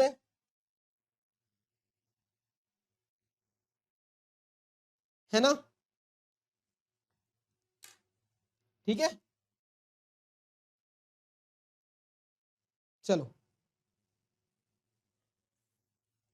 आगे बात करते हैं। अब जब अपन पहला इलेक्ट्रोफिलिक सब्स्टिट्यूशन की बात करते हैं जिसे अपन ब्रोमिनेशन कहते हैं, तो एनिलीन को जब अपन ब्रोमीन वाटर से रिएक्ट कराते हैं बच्चों, ब्रोमीन वाटर मतलब क्या होता है 3Br2, जब एनिलीन को मैंने ब्रोमीन वाटर से रिएक्ट कराया दैट इज Br2 वाटर। तो ब्रोमीन वाटर क्या होता है, हाई इलेक्ट्रोनेगेटिव होता है। तो ये क्या करता है, तीनों पोजीशन पे ब्रोमीन क्या करता है, तीनों पोजीशन पे आके क्या करता है, अटैक कर जाता है, ऑर्थो एंड पैरा पोजीशन दोनों, तीनों पे। तो कंपाउंड क्या बनाता है, 2,4,6 ट्राई ब्रोमो एनिलीन कंपाउंड बनता है। अब इस रिएक्शन की सबसे इंपॉर्टेंट बात क्या है, इस रिएक्शन में सबसे दिक्कत वाली बात ये होती है कि जो ब्रोमीन है वो तीनों पॉइंट पे आके रुक गया। क्यों? क्योंकि ये एनिलीन की रिएक्टिविटी क्या होती है, बहुत ज्यादा होती है। ऑर्थो और पैरा दोनों या तीनों पोजीशन पे आके ब्रोमीन जुड़ गया ना। अब इस प्रॉब्लम का हल क्या है, अगर मुझे सिर्फ मोनो सब्स्टिट्यूटेड ब्रोमीन बनाना है, मतलब सिर्फ एक ही जगह अगर मुझे ब्रोमीन चिपकाना है, हर जगह नहीं चिपकाना, तो मैं क्या करूं। ये क्वेश्चन कई बार एग्जाम में पूछा जाता है। क्या क्वेश्चन पूछा जाता है, बहुत ध्यान से समझना कि in case of aniline, in case of aniline, ठीक है, if we want to prepare mono substituted product, ठीक है, mono substituted product, then what, then how to reduce the reactivity of aniline, what measures should be taken to reduce the reactivity of aniline। Aniline की reactivity को reduce करने के लिए मुझे क्या major लेना पड़ेगा, क्योंकि रिएक्टिविटी ज्यादा होने की वजह से तीनों पोजीशन पे ब्रोमीन आके चिपक गया। अब यही दिक्कत आती है एनिलीन के अंदर, बहुत इंपॉर्टेंट है ये पॉइंट कि एनिलीन की रिएक्टिविटी को कम करने के लिए या मोनो सब्स्टिट्यूटेड प्रोडक्ट बनाने के लिए मुझे क्या करना पड़ेगा। ये बहुत बार क्वेश्चन पूछा जाता है। ठीक है करिश्मा, थोड़ी देर और चलेगी ना बच्चे, जब तक खत्म ना हो जाए टॉपिक। चलो अब बात करते हैं, अगर मुझे मोनो सब्स्टिट्यूटेड प्रोडक्ट बनाना है एनिलीन के केस में, तो मुझे करना क्या पड़ता है, मुझे एनिलीन का प्रोटेक्शन करना पड़ता है। तो प्रोटेक्शन ऑफ एनिलीन क्या होता है बच्चों, बहुत ध्यान से देखना। अभी मैंने जब आपको बताया कि एनिलीन के केस में क्या होता है, ये लोन पेयर ऑफ इलेक्ट्रॉन होता है। ये लोन पेयर ऑफ इलेक्ट्रॉन जब इस रिंग की तरफ मूव करता है तो ऑर्थो और पैरा पोजीशन पे नेगेटिव चार्ज इंड्यूस हो जाता है, होता है या नहीं होता, रेजोनेंस की वजह से। तो आप सर ऐसा कुछ करिए कि ये लोन पेयर ऑफ इलेक्ट्रॉन इस रिंग की तरफ ना आए, हाँ या ना। तो इस लोन पेयर ऑफ इलेक्ट्रॉन को क्या करते हैं, ऊपर ही बिजी कर देते हैं। तो इसका क्या करते हैं, एसाइलेशन करा देते हैं। क्या कराते हैं, एसाइलेशन करा देते हैं। जैसे CH3CO whole twice oxygen acyl group से पिरिडिन की प्रेजेंस में क्या करते हैं, इसको रिएक्ट कराते हैं। तो होता क्या है, इस नाइट्रोजन पे COCH3 ग्रुप आके क्या कर जाता है, जुड़ जाता है। क्लियर है। अब इस नाइट्रोजन का जो लोन पेयर होता है बच्चों, बहुत ध्यान से देखना, इस नाइट्रोजन का जो लोन पेयर होता है वो किसके रेजोनेंस में होता है, इस कार्बन के और इस ऑक्सीजन के रेजोनेंस में होता है, ना कि इस रिंग से। तो आप जब भी इसका ब्रोमिनेशन कराओगे तो हमेशा क्या बनेगा, पैरा सब्स्टिट्यूटेड प्रोडक्ट मेजर बनेगा। क्यों बच्चों, क्योंकि पैरा इसलिए मेजर बनेगा क्योंकि सिमेट्री इस केस में सबसे अच्छी रहेगी, है ना, सब मैक्सिमम पॉसिबल रिपल्शन पे रहेगा। और फिर जैसे ही इसको H+OH- दे दोगे तो वापस एसिटिक एसिड आपका मिल जाएगा और आपको क्या मिल जाएगा, मोनो सब्स्टिट्यूटेड ब्रोमो एनिलीन मिल जाएगा। क्लियर है। इसे ही हम क्या बोलते हैं, प्रोटेक्शन ऑफ एनिलीन। क्या किया, लोन पेयर को इस रिंग में आने के लिए रोकने के लिए क्या कर दिया, इसका एसाइलेशन करा दिया। क्या बोलते हैं इसको, एसाइलेशन ऑफ एनिलीन। क्लियर है, एसाइल ग्रुप इसमें जोड़ देते हैं। डन। कोई भी डाउट है किसी को, हाँ जी यार, क्लियर है, good evening, good evening, clear है बच्चों, डन। चलिए अब इसी तरीके से जब अपन नाइट्रेशन की बात करते हैं तो इस पे भी बहुत इंपॉर्टेंट कंसेप्ट बनता है कि जब अपन एनिलीन का नाइट्रेशन करते हैं, दैट इज जब अपन HNO3 सल्फ्यूरिक एसिड की प्रेजेंस में इसको रिएक्शन कराते हैं, तो नाइट्रेशन के अंदर आपको पता है NO2+ जो होता है वो एक इलेक्ट्रोफाइल की तरह ऐड करता है। तो इस केस में क्या होता है, इस केस में वो दिक्कत नहीं आती। अब दिक्कत इस केस में क्या आती है वो समझते हैं। तो एनिलीन का जब नाइट्रेशन कराते हैं तो बच्चों होता क्या है, आपका प्रोडक्ट बनता है, एक तो बनता है क्या, यहाँ NH2, एनिलीन में एक तो NH2 है, एक तो क्या बनता है, पैरा पे NO2 आके जुड़ जाएगा, जी सर। और क्या होगा, ऑर्थो और पैरा वाला प्रोडक्ट बनना चाहिए सर। और क्या होता है, एक ऑर्थो पे NO2 आके जुड़ेगा, हाँ या ना। अरे कोई भी डाउट है, नहीं सर, NO2 आके जुड़ेगा। अब ये तो सर सही है। होता क्या है, जब इसका बहुत ज्यादा एनालिसिस किया गया तो ये पता चला कि जो पैरा सब्स्टिट्यूटेड नाइट्रोबेंजीन है, जो नाइट्रेशन के दौरान जब अपन पैरा प्रोडक्ट देखते हैं तो पैरा प्रोडक्ट कितना बनता है सर, पैरा प्रोडक्ट जो है वो 51% बनता है, जी सर। तो इसका मतलब सर ये ऑर्थो प्रोडक्ट कितना बनना चाहिए सर, ये 49% बनना चाहिए, क्योंकि दोनों मिला के 100% होता है। बट होता क्या है, ऑर्थो नाइट्रो एनिलीन सिर्फ 2% बनता है। क्या बनता है, ओनली 2% बनता है, ना कि 49%। तो इसका मतलब सर कुछ और मेजर बन रहा है। देखना 51% पैरा नाइट्रो एनिलीन बनता है और बचा हुआ ऑर्थो बनना चाहिए था, क्योंकि ऑर्थो और पैरा पे ही तो नेगेटिव चार्ज आता है, तो वहीं NO2 आके जुड़ेगा। बट मैं ऑर्थो, ये वाला जो ऑर्थो वाला है वो सिर्फ 2% बनता है। इसका मतलब बचा हुआ 47% क्या बनता है, ये क्वेश्चन अराइज होता है कि जब अपन एनिलीन का नाइट्रेशन करते हैं तो ये जो बचा हुआ 47% है ये क्या बनता है, तो बचा हुआ 47 बनता है क्या, मेटा प्रोडक्ट। मतलब मेटा पोजीशन पे भी क्या होता है, एनिलीन के नाइट्रो ग्रुप आके जुड़ जाता है। और ये बहुत हैरानी वाली बात होती है कि सर जब मेटा पे पॉजिटिव, मेटा पे आया ही नहीं नेगेटिव चार्ज, तो Na2 कैसे जुड़ गया मेटा पोजीशन, तो मेटा नाइट्रो एनिलीन ये बनता है कितना, 47%। बहुत इंपॉर्टेंट कंसेप्ट है और एग्जाम में अभी अभी अभी लेटेस्ट सीबीएसई 2023 में ये पूछा गया था, 2023 में भी पूछा गया था और 21 में भी ये सवाल पूछा गया था कि why in case of nitration of aniline Meta nitro aniline is form, या मेटा सब्स्टिट्यूटेड प्रोडक्ट जो होता है वो क्यों फॉर्म होता है in case of nitration of aniline. बहुत बार ये क्वेश्चन पूछा जाता है। क्लियर है, ठीक है, कि 47% क्या बनता है, एनिलीन बनता है। डन।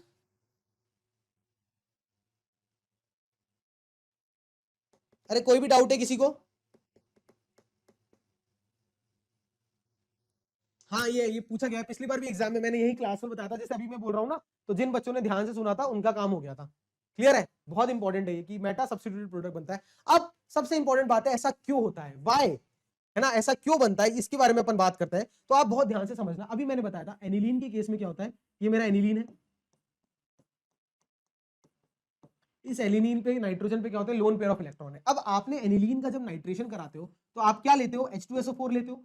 H2SO4 में क्या होता है बच्चों, H प्लस आयन होता है। ये H प्लस आयन कहां से आया, दिस कम्स फ्रॉम H2SO4, है ना, सल्फ्यूरिक एसिड में से, HNO3 में से ये आता है। ये H प्लस क्या करता है, ये H प्लस इस लोन पेयर ऑफ नाइट्रोजन पे अटैक करता है, करासर अटैक, और क्या प्रोडक्ट बना लेता है, ये इस तरीके से एनिलीनियम आयन बना लेता है। ये देखो NH3 प्लस आयन बना लिया, हाँ या ना। अब क्या है, इसमें लोन पेयर ऑफ इलेक्ट्रॉन क्या हो गया, इसमें से गायब हो गया। अब जब इसका रेजोनेंस होता है, इस NH3 प्लस का रेजोनेंस होता है, अब इसके पास लोन पेयर है नहीं, तो ये रिंग को क्या करेगा, इलेक्ट्रॉन ना देके रिंग से इलेक्ट्रॉन लेगा। अब क्या है, इसके पास इलेक्ट्रॉन की कमी हो गई, तो ये रिंग को इलेक्ट्रॉन डोनेट नहीं करेगा, अब ये क्या करेगा, रिंग से इलेक्ट्रॉन लेगा। अब रिंग से जब इलेक्ट्रॉन लेगा तो ऑर्थो और पैरा पोजीशन पे क्या आ जाएगा, पॉजिटिव चार्ज डेवलप हो जाएगा, क्योंकि रिंग क्या करेगी, इलेक्ट्रॉन देगी। बहुत ध्यान से ये चीज समझना, जब नाइट्रोजन पे लोन पेयर ऑफ इलेक्ट्रॉन था, जब इस पे लोन पेयर ऑफ इलेक्ट्रॉन था, तो ऑर्थो और पैरा पोजीशन पे क्या आया था, नेगेटिव चार्ज आया था, क्योंकि इसने इलेक्ट्रॉन डोनेट किया, हाँ या ना। और खुद पे क्या आया था, पॉजिटिव, क्योंकि इसने डोनेट किया।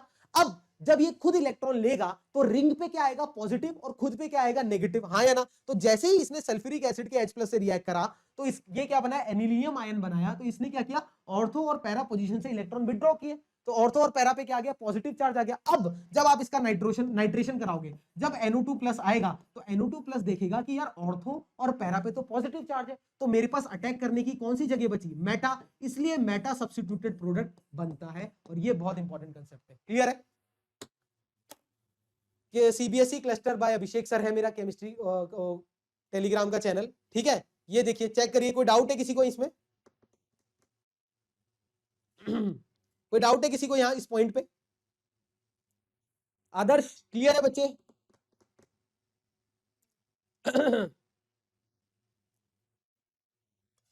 डन, यहां तक कोई डाउट है किसी को?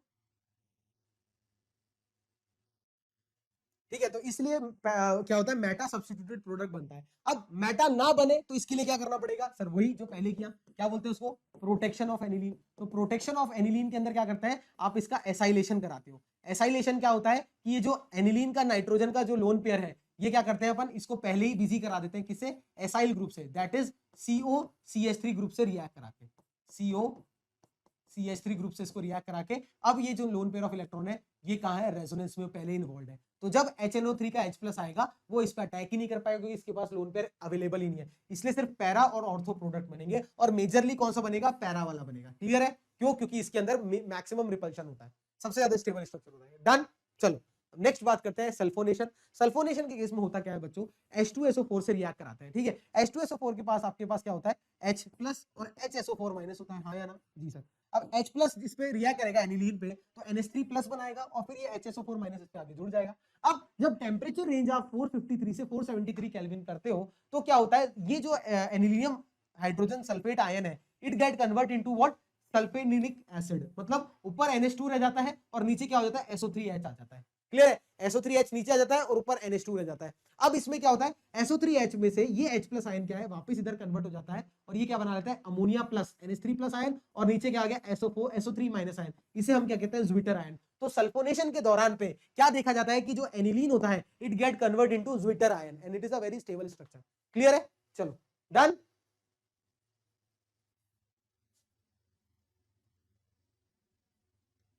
कोई भी डाउट है किसी को? चलो आगे मूव करें, सल्फोनेशन की बात आती है, ये वाला एक और क्वेश्चन आता है कि अब एनिलीन के केस में फ्रीडल क्राफ्ट रिएक्शन नहीं देखी जाती। Why aniline does not undergo Friedel craft reaction? Alkylation और एसाइलेशन दोनों रिएक्शन जो होती है एनिलीन नहीं शो करता है। कोई बता सकता है क्यों होता है ऐसा? कोई बच्चा है जो बता सकता है? हाँ आदर्श, अनुज है ना, अनुज आदर्श जो भी पढ़ रहा है बच्चा शुरू से, बता सकता है कोई कि ऐसा फ्रीडल क्राफ्ट रिएक्शन क्यों नहीं शो करता एनिलीन? ये सीबीएसई बोर्ड का सवाल है, तो जो बच्चे देखो इसको बाद में भी देखेंगे उनके लिए मैं बता देता हूँ। एनिलीन के केस में होता क्या है बच्चों, ये जो नाइट्रोजन है इसके पास क्या होता है, लोन पेयर ऑफ इलेक्ट्रॉन होते हैं। तो ये क्या है, एक लुईस बेस है, क्योंकि ये इलेक्ट्रॉन डोनर होता है। ये क्या है, लुईस बेस, क्यों? क्योंकि इसके पास क्या है, लोन पेयर ऑफ इलेक्ट्रॉन है। अब जैसे ही आप इसकी फ्रीडल क्राफ्ट रिएक्शन कराते हो, तो फ्रीडल क्राफ्ट रिएक्शन में क्या होता है आप सबको पता है, या तो CH3Cl के साथ रिएक्ट कराओगे, एल्काइलेशन कराओगे, या CH3COCl के साथ रिएक्ट कराओगे, एसाइलेशन कराओगे। दोनों रिएक्शन किसकी प्रेजेंस में कराते हो, AlCl3 की प्रेजेंस में कराते हो, हाँ या ना? और ये AlCl3 क्या होता है, एक लुईस एसिड होता है। क्या होता है बच्चों, एक लुईस एसिड होता है, हाँ या ना? तो बिफोर अंडरगोइंग एल्काइलेशन और एसाइलेशन, ये लुईस बेस क्या करता है, ये इससे रिएक्ट कर जाता है लुईस एसिड से, और क्या बना लेता है, एक एडक्ट सॉल्ट बना लेता है। इस तरीके से क्या बना लेता है, एक एडक्ट सॉल्ट।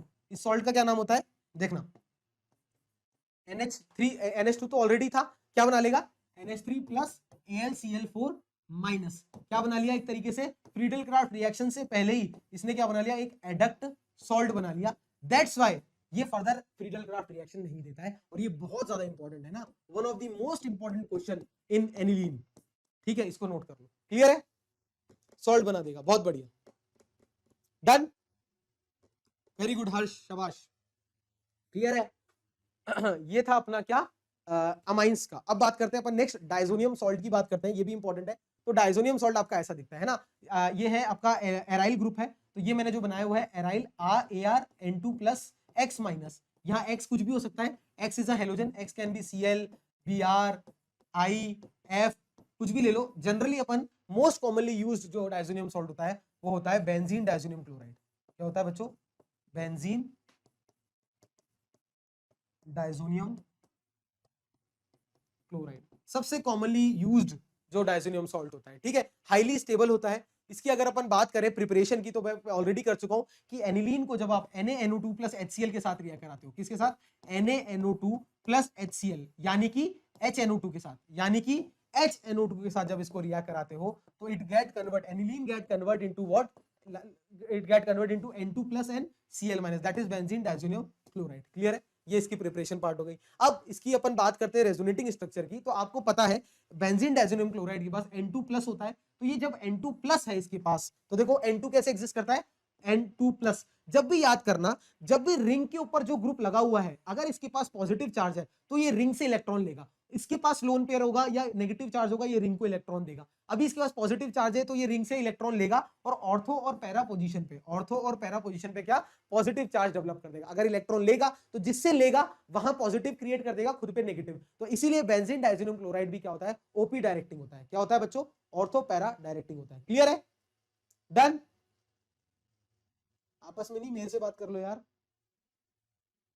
चलो अब नेक्स्ट इसकी इंपॉर्टेंट प्रॉपर्टीज की बात करते हैं, क्या क्या फिजिकल प्रॉपर्टी होती है एनसीईआरटी में, इसलिए हर चीज इंपॉर्टेंट है। पहला, बेंजीन डाइजोनियम क्लोराइड एक कलरलेस क्रिस्टलाइन सॉलिड होता है, इजीली सॉल्युबल होता है पानी के अंदर, स्टेबल इन कोल्ड वाटर होता है, क्योंकि हॉट वाटर के साथ, ये इंपॉर्टेंट पॉइंट है, बिकॉज हॉट वाटर के साथ ये रिएक्ट करके फिनॉल बना देता है। Hot water plus benzene diazonium chloride आपस में रिएक्ट करा क्या बना लेते हैं, फिनॉल बना लेता है। तो स्टेबल नहीं होता है ना, इसलिए कोल्ड वाटर के अंदर स्टेबल होता है। अभी बताऊंगा ये रिएक्शन में। नेक्स्ट इट, हाँ ये लिखी थी, लो चलो क्लियर है। अब फिजिकल प्रॉपर्टी के बाद अपन बात करते हैं केमिकल रिएक्शन। तो दो तरीके की केमिकल रिएक्शन दिखाता है बेंजीन डाइजोनियम क्लोराइड। पहला, जिसके अंदर नाइट्रोजन एटम को अपन डिस्प्लेस करेंगे। दूसरा, जिसके अंदर अपन कपलिंग करेंगे या डाइजो ग्रुप का रिटेंशन, N2 ग्रुप रहेगा। एक केस में N2 ग्रुप उड़ जाएगा, एक केस में रहेगा। पहला जिसके अंदर नाइट्रोजन का डिस्प्लेसमेंट हो जाता है, वैसी दो इंपॉर्टेंट रिएक्शन होती है, बहुत सारी होती है, दो मोस्ट इंपॉर्टेंट होती है, एक होती है सैंडमियर रिएक्शन, एक होती है गैटरमैन रिएक्शन। तो पहली सेट ऑफ रिएक्शन जहां पर नाइट्रोजन जो एटम है डाई नाइट्रोजन N2 जो है वो डिस्प्लेस हो जाएगा, उसके दो रिएक्शन पढ़ेंगे, एक सैंडमियर एक गैटरमैन। पहला सैंडमियर रिएक्शन की बात करते हैं। तो सैंडमियर रिएक्शन में क्या होता है, अपन जो है रिएजेंट लेते हैं Cu2X2 in the presence of HX। मतलब अगर आपने Cu2Cl2 लिया है तो क्या लोगे, HCl लोगे। अगर आपने Cu2Br2 लिया है तो क्या लोगे, HBr लोगे। तो जब आप इसको रिएक्ट कराते हो किससे, बेंजीन डाइजेनियम क्लोराइड से, तो ये जो N2 गैस है बच्चा ये इवॉल्व आउट हो जाएगी, और जो हैलाइड लोगे यहाँ कॉपर के साथ वो यहाँ के जुड़ जाएगा। क्लोरीन लोगे तो क्लोरोबेंजीन बन जाएगा, ब्रोमीन लोगे तो ब्रोमोबेंजीन बन जाएगा। इसे हम बोलते हैं क्या, सैंडमियर रिएक्शन। क्लियर है बच्चों, क्या बोलते हैं इसको अपन, सैंडमियर रिएक्शन। डन, कोई भी डाउट है?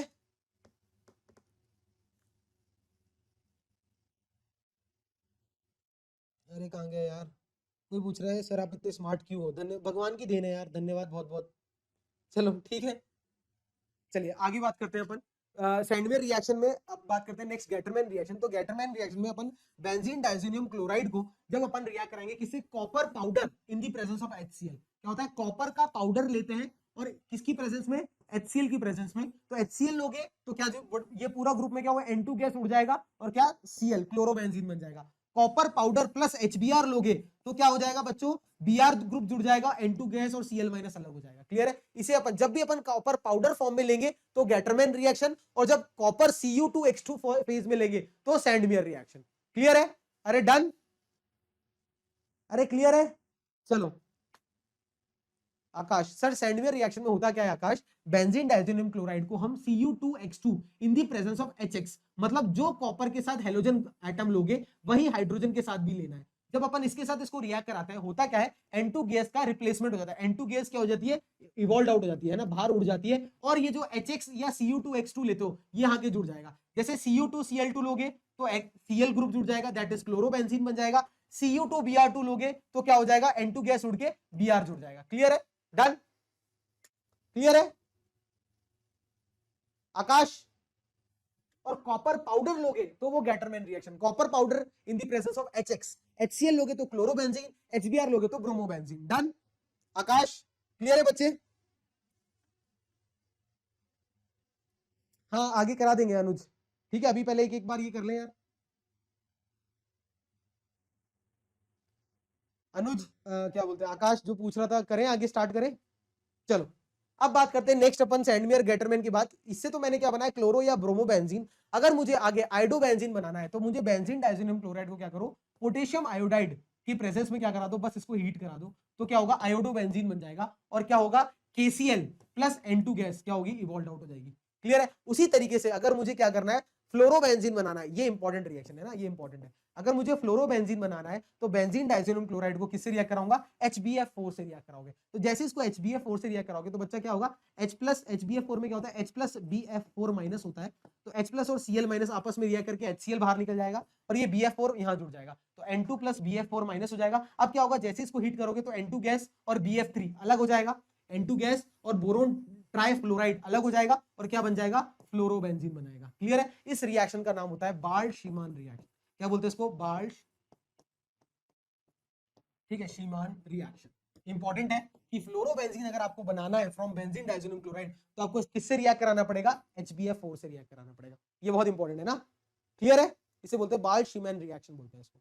डन, अब आगे बात करते हैं अपन, जब अपन अगर बेंजीन डाइजेनियम क्लोराइड को रिडक्शन कराना है, reduction reducing agent H3PO2 plus water से जब रिएक्ट कराओगे, तो जब रिड्यूसिंग एजेंट लोगे तो N2 गैस और HCl अलग हो जाएगा, है ना, N2 गैस और HCl अलग हो जाएगा, और एज इट इज जो H3PO3 है, PO2 है, वो H3PO3 में कन्वर्ट हो जाएगा, एंड बेंजीन डाइजेनियम क्लोराइड क्या बन जाएगा, यहाँ अगर रिडक्शन हो रहा है तो हाइड्रोजन जुड़ जाएगा, that is BDC will get convert into benzene. Clear है, जब बेंजीन डाइजेनियम क्लोराइड का आप क्या कराओगे, रिडक्शन कराओगे in the presence of H3PO2 plus water, तो होगा क्या, N2 गैस प्लस HCl अलग हो जाएगा, और H3PO2 जो होगा H3PO3 में कन्वर्ट हो जाएगा, और यहाँ हाइड्रोजन आके जुड़ जाएगा, दैट इज बेंजीन में ये कन्वर्ट हो जाएगा। क्लियर, चलो नेक्स्ट। अब वही वाली बात है, अगर वार्म वाटर या बॉइलिंग वाटर में अगर अपन बेंजीन डाइजेनियम क्लोराइड को रिएक्ट कराएंगे तो it get convert into phenol, and this is also one of the important conversion. बहुत बार ये क्वेश्चन पूछा गया है। क्लियर है, जैसे एक क्वेश्चन ये आया था सीबीएसई बोर्ड का, PYQ है बच्चों, नोट करना, जो कन्वर्जन बच्चे करते रहते हैं, तो क्वेश्चन ये आया था, ये एनिलीन लिया था, ठीक है, एनिलीन को मुझे कन्वर्ट करना था किसमें, फिनॉल में, ठीक है, ऐसे लिख देते हैं और लिखते हैं इन 2 स्टेप्स, इन 2 स्टेप कन्वर्जन होना चाहिए। तो ये कैसे करेंगे, तो बहुत बच्चे कंफ्यूज हो जाते हैं ऐसे, देखो कितना इजी है। एनिलीन को अगर आप देखना बहुत ध्यान से HNO2 के साथ रिएक्ट कराओगे तो क्या बन जाएगा, बेंजीन डाइसोनियम क्लोराइड, हाँ या ना, आप सबको पता है N2+Cl-, और जैसे ही इसको वार्म वाटर दोगे, वाटर देके हीट कराओगे तो किसमें, फिनॉल में करना।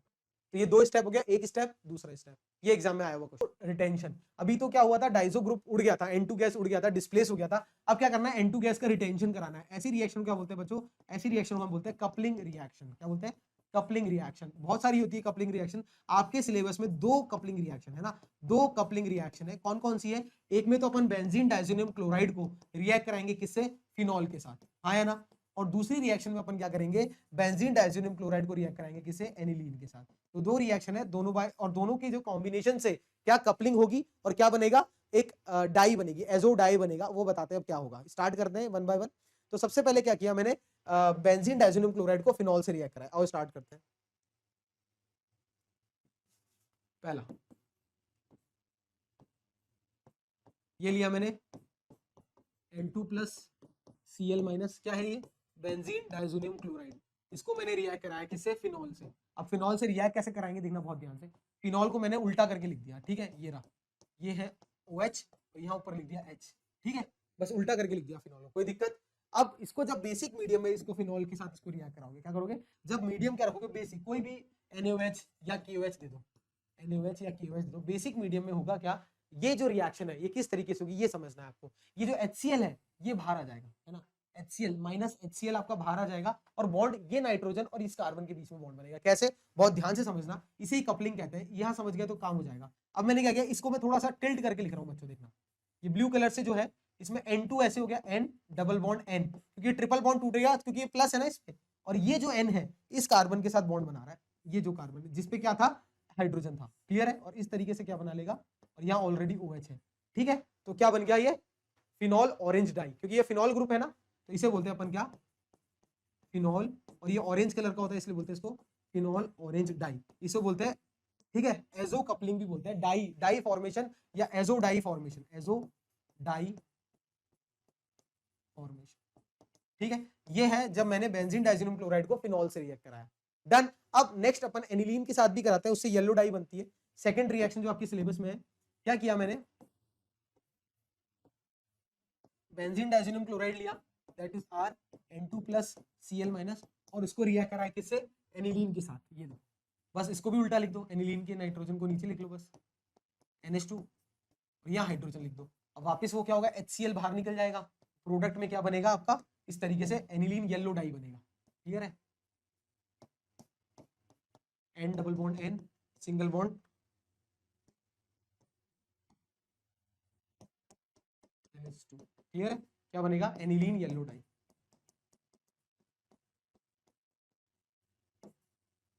ठीक है, और भी है नेफ्थलीन वाला, वो आपके एनसीईआरटी में नहीं है, बस यही दो आपके सिलेबस, ठीक है।